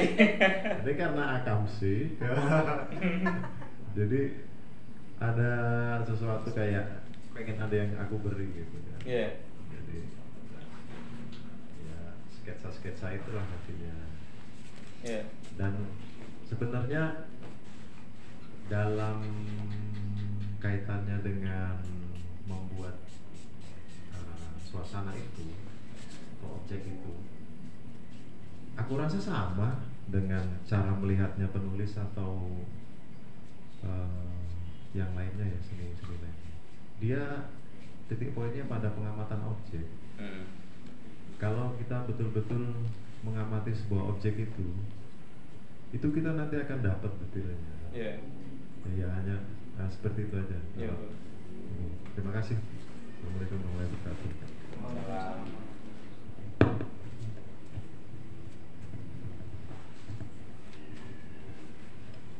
Oke, itu dari Bang Evit. Abang mau nambahin? Iya, saya setuju. Jadi saya makasih ilmunya Bang Evit. Jadi dasar, kala, patra soal batinnya itu ya kira-kira ya. Iya, saya setuju. Nah, kalau pakai itu misalnya, saya mungkin merasa bahwa novel Raja Pulang ini itu masih di tataran patra.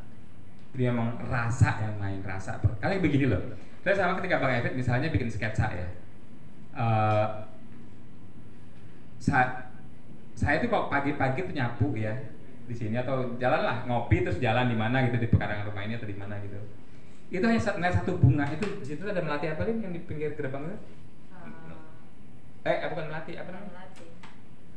Iya ada tanaman yang wangi banget itu ya. Di situ selalu tanamannya jadi.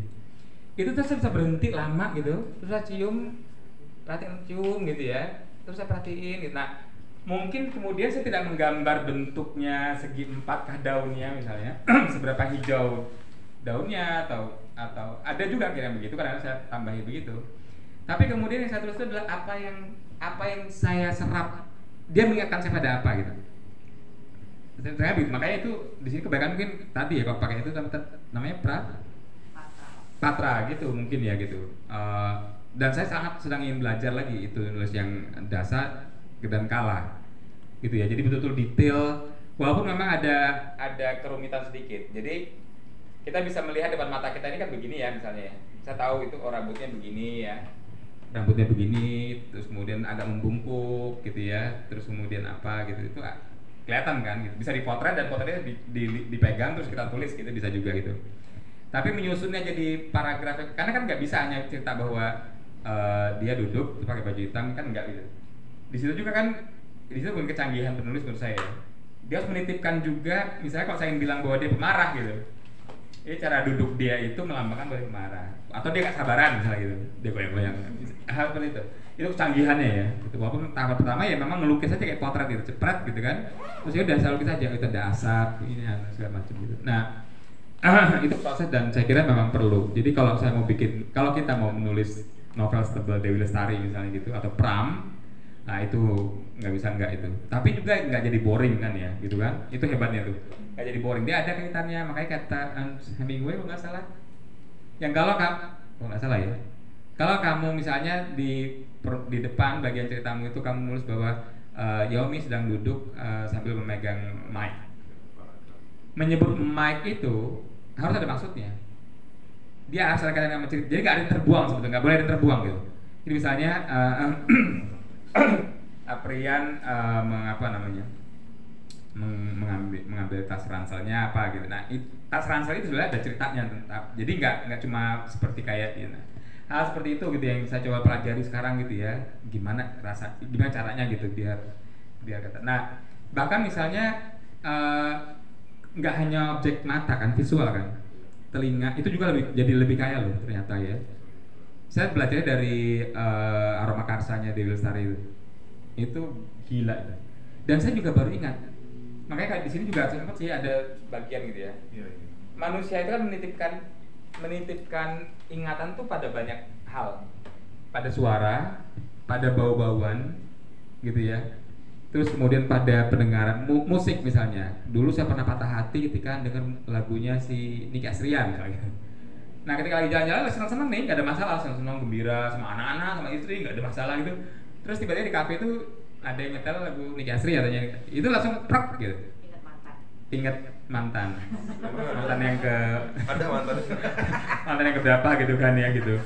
Nah ya begitu kan. Atau kalau anda kalau kita lagi misalnya jauh nih kayak Yomi sekarang ya, anak Toib tadi gitu ya. Terus kemudian lagi makan di warung, kecium tuh bau apa gitu, tempe goreng atau apa ya, yang itu betul-betul seperti yang ibunya buat di dapurnya di rumah gitu. Itu kan memori, nah kuat banget itu. Jadi sebetulnya indera kita semua ini itu menyimpan memori gitu, ya kan. Misalnya kalau saya makan nih di warung Padang gitu, ya kan, kadang-kadang berhenti lama gitu karena misalnya ya sambal dendengnya itu persis seperti yang dibuat ibu saya. Atau bentuknya itu persis misal begitu. Nah itu semua yang apa namanya kita gali itu kan supaya jadi bahan. Nah memang menyambungnya itu ya memang soal teknik itu. Soal teknik yang apa namanya. Tapi ya betul. Jadi kalau ini menurut saya masih dalam tataran pikir dan rasa. Tapi saya nggak tahu teman-teman juga begitu. Jadi kalau sula itu misalnya itu kan tergantung ini kita ya, kepekaan kita masing-masing ya, atau apa namanya passion kita masing-masing ya. Kalau memang kita visual, ya nggak apa-apa tuh tulis visual gitu ya. Kalau kita ini telinga atau pendengar musik kan banyak tuh novel-novel yang digiring sama musik tuh. Iya. Ada film namanya Bob, kalau nggak salah saya pernah nonton. Itu cerita orang sekarang, misalnya aku dan Yomi gitu temenan dan kemudian ada konflik macam gitu. Tapi semua cerita kita itu digiring sama lagu-lagunya Bob Dylan. Itu menurut saya juga keren gitu. Cara begitu ini ya ear ya, apa listening gitu. Ini ada banyak yang memang dahsyat ya, teknik menulis itu luar biasa. At some point yang paling penting tulis. At some point yang paling penting kemudian terbitkan. Gitu menurut saya. Itu sih kunci. Itu saya mendorong ya untuk kita di metro ya terutama ya gitu. Karena saya tuh kemarin terkejut ketika Linda habis ngobrol sama Bu Silvi. Bu Silvi ya kalau nggak salah kemarin dia cerita sama Linda gitu. Itu kan Mas Taufik nulis buku ya gitu, masih ada nggak apa segala macam. Karena tadi dia kalau ketemu tamu gitu dia lebih suka ngasihnya cenderamanya buku gitu. Akhirnya saya bayangin, wah ini harusnya memang begitu ya. Dukungannya udah keren tuh gitu kan. Itu wali kota atau siapa misalnya pejabat kalau ketemu tamu dari luar dia kasih buku gitu ya. Tambah lagi, pengen ngasih buku hasil karya anak Metro. Iya, itu maksudnya buku karya anak Metro kan, atau buku ya anak Metro cerita tentang Metro apalagi kan itu udah luar biasa. Makanya saya mohon, saya ngajak deh tulisan kayak tadi ya. Saya langsung kebayang tuh, Rahmat itu punya simpanan cerita Pojok Sambar tadi loh, semua cerita tentang legenda-legenda ya, situs-situs yang ada di Metro atau orang-orangnya.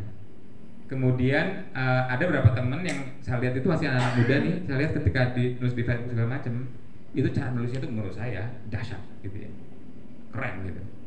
Terus sekarang Bang Evit misalnya dia bikin sketsa, itu kalau dipadukan dalam satu karya, kan luar biasa tuh.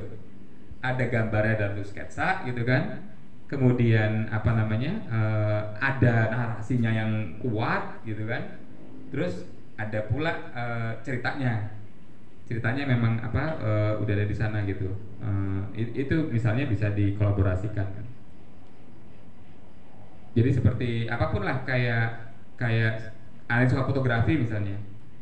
Saya tuh kerjaan saya kan nulisin desain bajunya Linda kan. Jadi Linda tuh buat ngerancang baju gitu, ngerancang desain baju gitu. Terus kemudian saya nanya sama dia, ngobrol gitu. Ini apa sih? Ini warna apa segala macam, mau kesannya apa segala macam. Terus saya bangunin ceritanya. Entah dari tradisi Lampung digali gitu ya. Terus kenapa dia penting, terus storytelling kan. Jadi ayo kita mulai menulis. Saya lagi mikir ya, kalau singkat saya pas ketika nyetak ini ya itu apa on demand itu berapa gitu ya, kalau nggak salah saya waktu itu langsung 250 ya cetakan pertama ya. Karena tipis ya, kalau nggak salah tuh habisnya kalau nggak salah saya 3,5 ya atau 3 juta malahan ya untuk ini. Kemudian yang beli juga saya nggak ya di Facebook, teman-teman saya sendiri segala macam gitu ya. Saya kira sih kalau orang dagang bilang bisa pulang modal gitu. Artinya saya nggak tahu kalau 3 juta 200 buku berapa ya, dihitung aja sendiri pakai kalkulator. Saya jualnya pokoknya waktu itu rata-rata jadi 69.000 gitu. Bahkan ada teman saya itu yang dia beli 10 dan dia mau bayar ini 100.000. Ada yang beli 1 bayar 400.000. Ada yang beli 100.000 misalnya gitu ya. Namanya teman ya, mungkin dia ngerasa bahwa itu tapi ada yang beli 10 berapa gitu, jadi dia bagi-bagiin semua temannya gitu, karena dia penting. Nah, dia pulang modal juga gitu ya. Kalau mau itu tujuannya ya gitu. Tujuan itu Itu buat tujuan saya. Nah, tapi apa namanya, kalaupun itu masih kira-kira masih oke kok gitu ya, masih bisa lah gitu.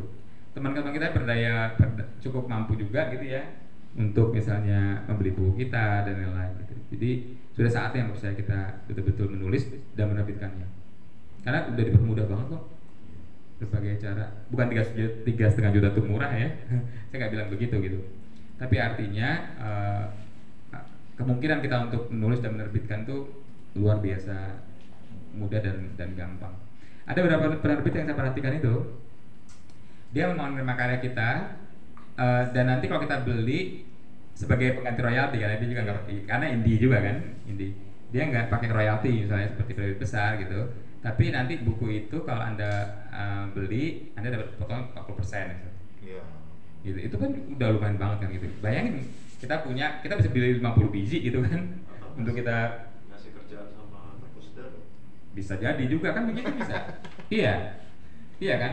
Jadi peluang kita banyak banget. Sayang kalau pengalaman pikiran kita ya itu terbuang.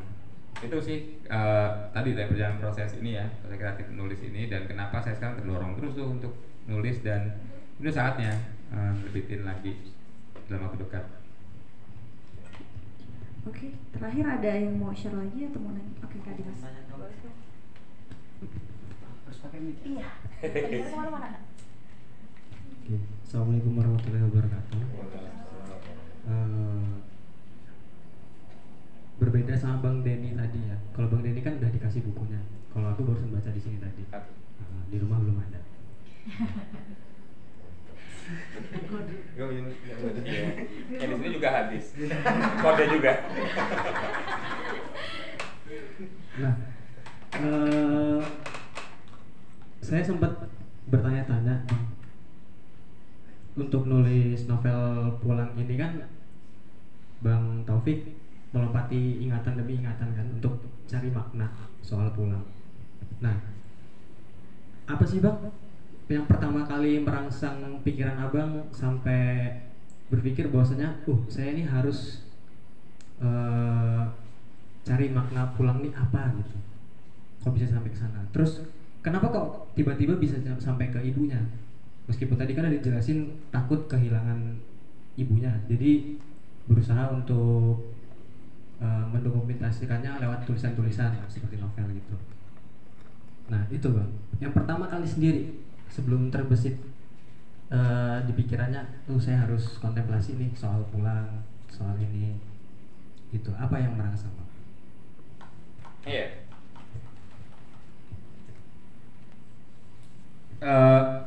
Saya kira begini sih, karena saya memang mungkin itu bawaan bayi ya, orang Jawa bawaan bayan ya.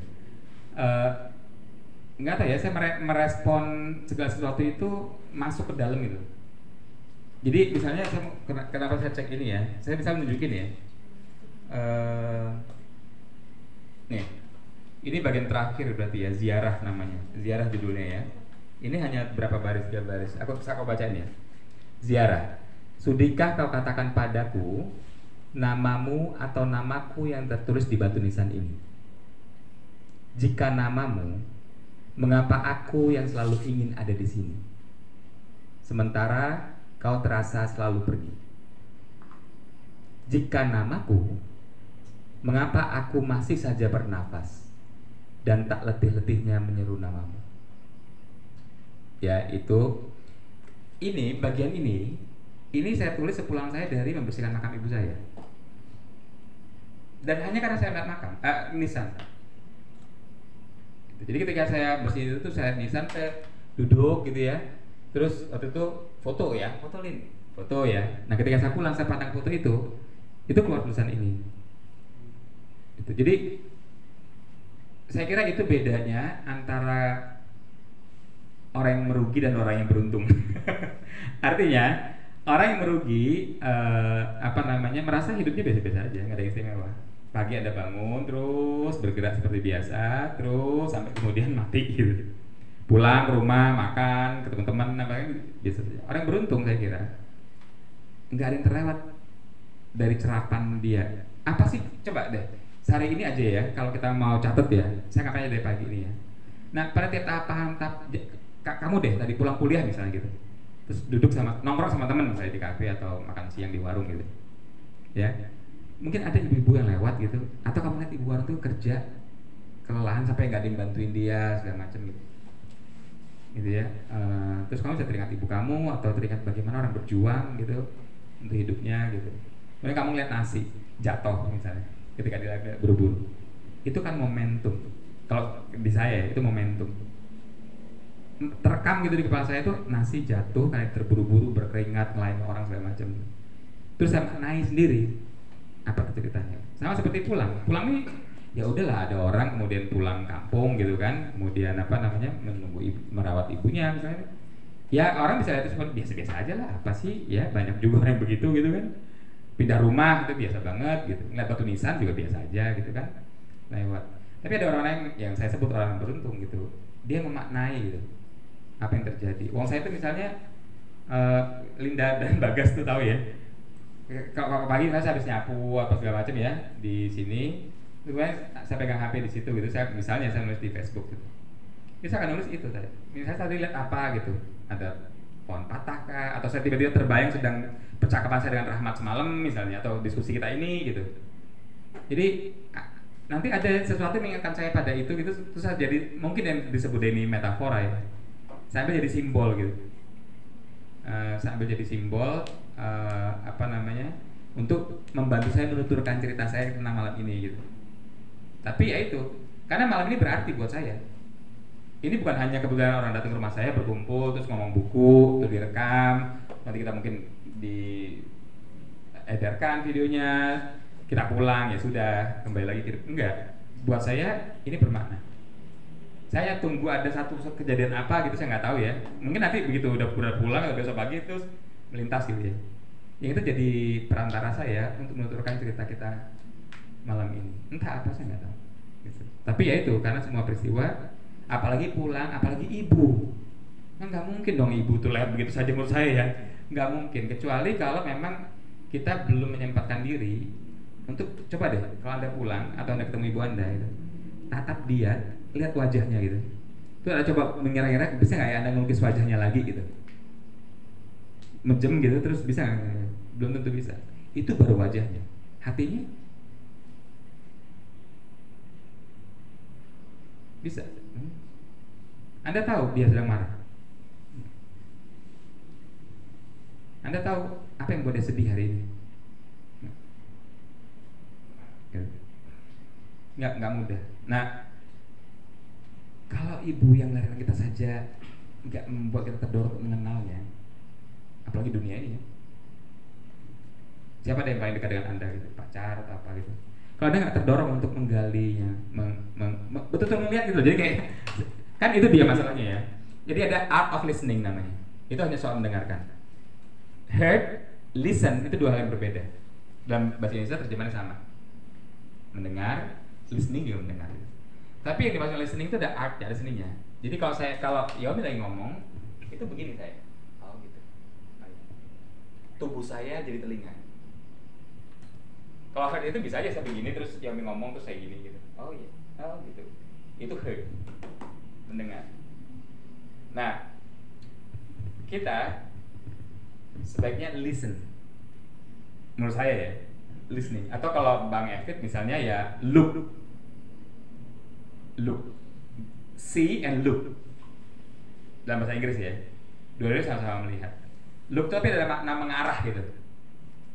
Kalau see, you see me, kamu ketemu saya gitu secara umum. Tapi you look at me. Look itu gitu. Jadi beda kan? Bang Evit mancing gitu kan, ngeliat ke depan gitu, dia kecerdasan visual yang bermain kan, dia rekam gitu, detail itu dia rekam. Karena kecerdasan Bang Evit sebagai berupa kan visual. Saya mungkin karena kalau dibilang kecerdasan bahasa. Jadi saya merekam apa kejadian ini lewat bahasa gitu. Nah saya kira itu ya. Jadi kalau kita melatih diri kita gitu untuk listen atau look gitu ya, atau bahkan ya aroma kata terbeli itu novel Douglas tadi kan bau. Terus dia ada riset panjang juga gitu. Ya semua indera kita itu sebetulnya akan merekam dan menyimpan cerita, dan tugas kita kemudian menuliskannya. kecuali kalau Anda mau bilang pada diri Anda bahwa ya hidup Anda 24 jam itu nggak ada artinya, nggak ada bedanya dengan kehidupan jutaan orang lain, atau dengan semut atau dengan lalat. Beda. Kita punya rasa, kita punya serapan, kita punya ingatan, kita punya harapan gitu. Jadi apapun yang terjadi pada, menurut saya ya, yang terjadi pada kita, kalau kita melihatnya tidak sesederhana hanya karena kita kebetulan bernapas saja, kemudian saya ketemu kamu, terus aku lihat, kita ngobrol, enggak gitu. Ada maksud. Jadi berapa saat lalu misalnya awalnya biasa Rahmat mau kesini terus kita mau ngobrol apa gitu, saya lupa. Oh, ngobrol sesuatu lah gitu. Tapi dari obrolan itu kemudian saya mikir tuh ya ampun, sebetulnya banyak banget maknanya gitu. Banyak banget saya belajar dari obrolan itu gitu. Dan itu kemudian saya tulis. Saya kira itu kira-kira menjawab ini ya. Iya, menjawab. Jadi kayak semisal abang melihat suatu peristiwa. Iya. Nah, peristiwa itu yang melempar abang ke peristiwa yang lain kan. Iya, atau kita memaknainya kan gitu. Iya. Makanya kan ada banyak pertanyaan kita nggak terjawab ya. Kayak saya ngobrol dengan ibu saya gitu. Kan saya nggak tahu, saya nggak bisa gudeg-gudeg dia karena dia bukan teoritis, dia orang akademis gitu yang bisa jelasin gitu ya. Kan enggak gitu. Kayak tadi pertanyaan saya, gimana sih dulu cara mendidik kami anak-anaknya ya? Ya kamu lah yang ngerti, kamu yang ngalamin kan, bukan saya. Saya gitulah apa sih gitu ya, kira-kira ibu saya bilang begitu. Nah, saya harus mencari, saya ingin menggali gitu ya. Nggak mungkin ini perempuan ini orang tua tunggal punya anak 11 dan relatif semua anaknya baik-baik aja. Kalaupun nggak mau dibilang berhasil ya, sehingga kita bisa bilang baik-baik aja. Nggak mungkin kan, nggak ada jawabannya. Ya, atau kamu pulang ketemu ibu kamu gitu, ya, itu memahami struggling yang terjadi pada dia gitu, atau bapakmu gitu, yang dialami gitu, perjuangan dia segala macam. Ya mungkin dia nggak akan cerita gitu. Ya karena bagi kita orang tua bercerita kelemahan dia pada anak itu kan, pertama dia nggak mau anaknya kan jadi terpengaruh, merasa cemas juga atau apa gitu kan, gitu. Cerita dia bisa mempengaruhi psikologis anaknya, gitu kan. Semua orang tua cenderungnya kan di hadapan anaknya baik-baik aja kan, nggak ada masalah, oke, baik gitu, ready, karena ya itu. Tapi dia kan manusia men, misalnya pasti ada tuh ininya, kira gitu. Oke, terjawab nggak Pak? Terjawab, oke. Bang terakhir bang. Ya. Terakhir terus. Sekarang masih setelah ibu ya, sosok yang dirindukan yang kemudian jadi tempat untuk pulang, sekarang masih ada nggak bang? Ada lagi nggak nih sosok yang lain yang sekarang yang dirindukan yang mau jadikan tempat untuk pulang gitu? Gimana, ada, boleh disampaikan? Mungkin ya, ini live ya bang ya? Enggak. Kalau live mungkin teman-teman yang live mungkin orangnya lagi nonton gitu kan, boleh disampaikan. Saya tuh gambarin itu sama semua orang. Jadi bahkan kalau orang di depan saya pun saya sering merindukannya. Saya rindu sama Linda, istri saya rindu sama Bagas, anak saya rindu sama Embun, anak saya yang sekarang ada di Jogja gitu. Nah, kenapa? Karena saya merasa bahwa saya belum mengenal mereka dengan baik. Tiap hari ya, saya dengan Linda berapa tahun kita nikah? 20 berapa? 21-an ya? Lebih? 24. Saya jadi bapaknya Bagas berapa tahun berarti? Lo saya berapa sekarang? Lo 23, oh 23 tahun ya, gak capek lo jadi anak gue. Ya, ya tapi apa namanya? Kalau menulis semacam pulang ini gitu ya, saya tuh misalnya juga ingin menulis. Kadang-kadang saya bertanya-tanya sama Linda deh, saya tuh bilang gini, apa ya rasa jadi Linda yang bertemu orang seperti saya, gitu loh, ya kan? Ya misalnya gue ngerasa bahwa suami jagoan nih, suami keren, bisa aja gue GR gitu ya gitu. Tapi itu kayak dia rasa. Nah, nanti tak tulis. nah saya rindu untuk, karena gini memang ya saya capturing ya gitu. Ya saya rindu untuk mengcapture pengalaman saya itu atau orang-orang, apalagi orang terdekat saya kan. Saya menangkap perasaan mereka atau mengira-ngira, menafsir ini mereka gitu. Yang kemudian ditulis dan bisa saya jadi pengingat atau saya baca gitu ya, apalagi kalau misalnya bisa jadi bacaan yang menyenangkan buat orang lain juga, kenapa enggak gitu. Misalnya saya sering bilang sama Linda, atau saya udah mulai menulis sih. Saya ada satu bagian saya menulis tentang pertemuan saya dengan Linda. Kalau kata orang sekarang jadiannya gitu. Yang menurut saya juga unik itu, menurut saya ya kejadiannya gitu. Itu ingin saya capture gitu. entah buat saya sendiri, entah buat Linda, entah buat anak-anak saya misalnya nanti gitu ya. Misalnya sampai sekarang saya jarang saya bilang cinta gitu. Nah itu kan mengesalkan buat banyak perempuan ya kalau punya pacar gitu terus aku cinta padamu gitu kan misalnya. Terus yang cowok enggak misalnya seperti itu gitu. Nah itu mungkin kayak sederhana ya, cuma berantem sederhana gitu ya. Tapi tanya deh sama Linda. Linda tuh bisa loncat-loncat gitu kalau bilang saya, oke deh ya udah aku cinta padamu. Itu bisa, woi lihat bun denger bun, ayo bisa akhirnya dalam cinta gitu misalnya. Dan itu kan sebenarnya ada alasannya. Di saya seenggaknya itu ada alasannya gitu. Dan itu percakapan kami sejak zaman masa masih jadi gelandangan mahasiswa di Jogja dulu gitu. Saya bilang sama Linda bahwa saya nggak paham maksud cinta itu apa, definisi cinta apa. Saya mengerti tentang responsibility, tanggung jawab. Jadi kalau saya dekat dengan seseorang atau menikah dengan seseorang, saya terjemah sebagai responsibility, gitu ya. Artinya saya bertanggung jawab dengan perasaannya. Ya jangan nyakitin dia dong ya gitu. Saya bertanggung jawab dengan masa depannya gitu, karena dia kan juga secara masa depan dengan saya. Saya bertanggung jawab dengan waktu dia gitu. Saya bertanggung jawab dengan kesedihannya atau kemarahannya. Nah dengan cara itu saya memaknai cinta, karena cinta itu menurut saya terlalu abstrak dan orang bisa masukin itu apa aja ke dalamnya gitu. Itu misalnya. Nah kan kalau itu juga asik juga ya. Dan tulisan adalah bentuk kerinduan saya sama orang-orang di sekitar saya.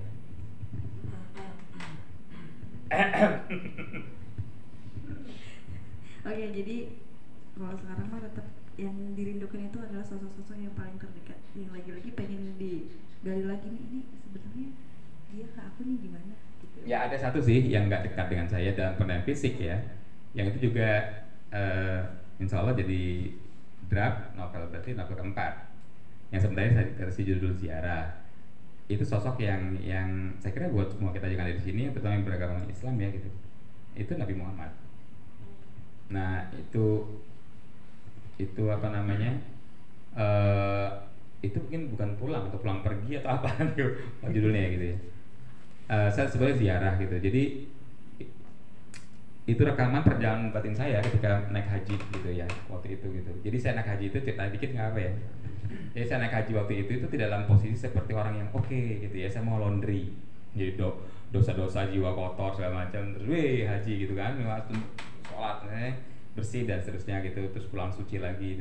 Enggak. Karena dulu saya berangkat haji itu saya nggak ngerti kenapa saya berangkat haji. Karena kita tahu ya bahwa katanya diundang ya oleh panggilan, kan kalau labbaik Allah labbaik gitu misalnya, kan ada panggilannya. Saya rasa saya nggak pantas dipanggil. Kenapa saya dipanggil misalnya? Jadi waktu itu saya berantem sama Linda gitu. Linda itu kan mau baca buku doa yang tebel gitu kan. Jadi kalau ke situs yang ini itu saya baca doanya ini. Ketika tawaf doanya ini gitu. Saya enggak tuh buku doanya saya buang aja, bukan tabung, taruh aja simpan aja gitu. Saya nggak sibuk gitu dengan bahasa Arab. Nggak sibuk gitu dengan doa-doa gitu.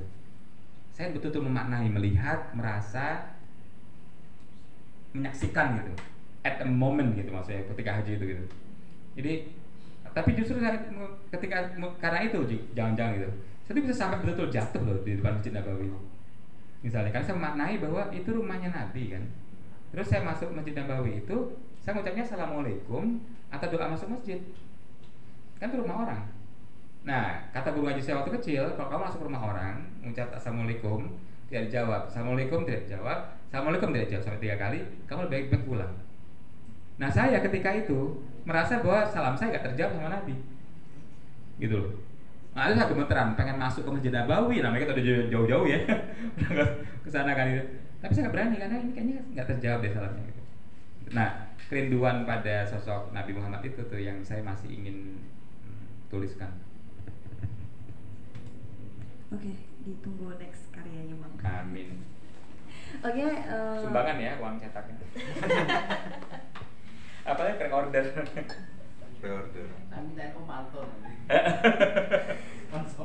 Oke, abang-abang, kakak-kakak semuanya, karena memang kita berbincang tentang proses kreatif gitu ya, tentang pulang ini sudah 1,5 jam lebih bahkan kayaknya lebih.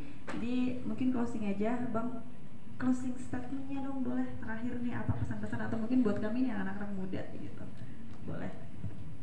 Iya, saran saya ya, saran ada 2 pilihan, Anda membaca atau menulis atau keduanya gitu. Dan semakin saya bergaul, berteman dengan teman-teman yang bergiat di buku, literasi gitu ya. Terus terang aja saya sering merasa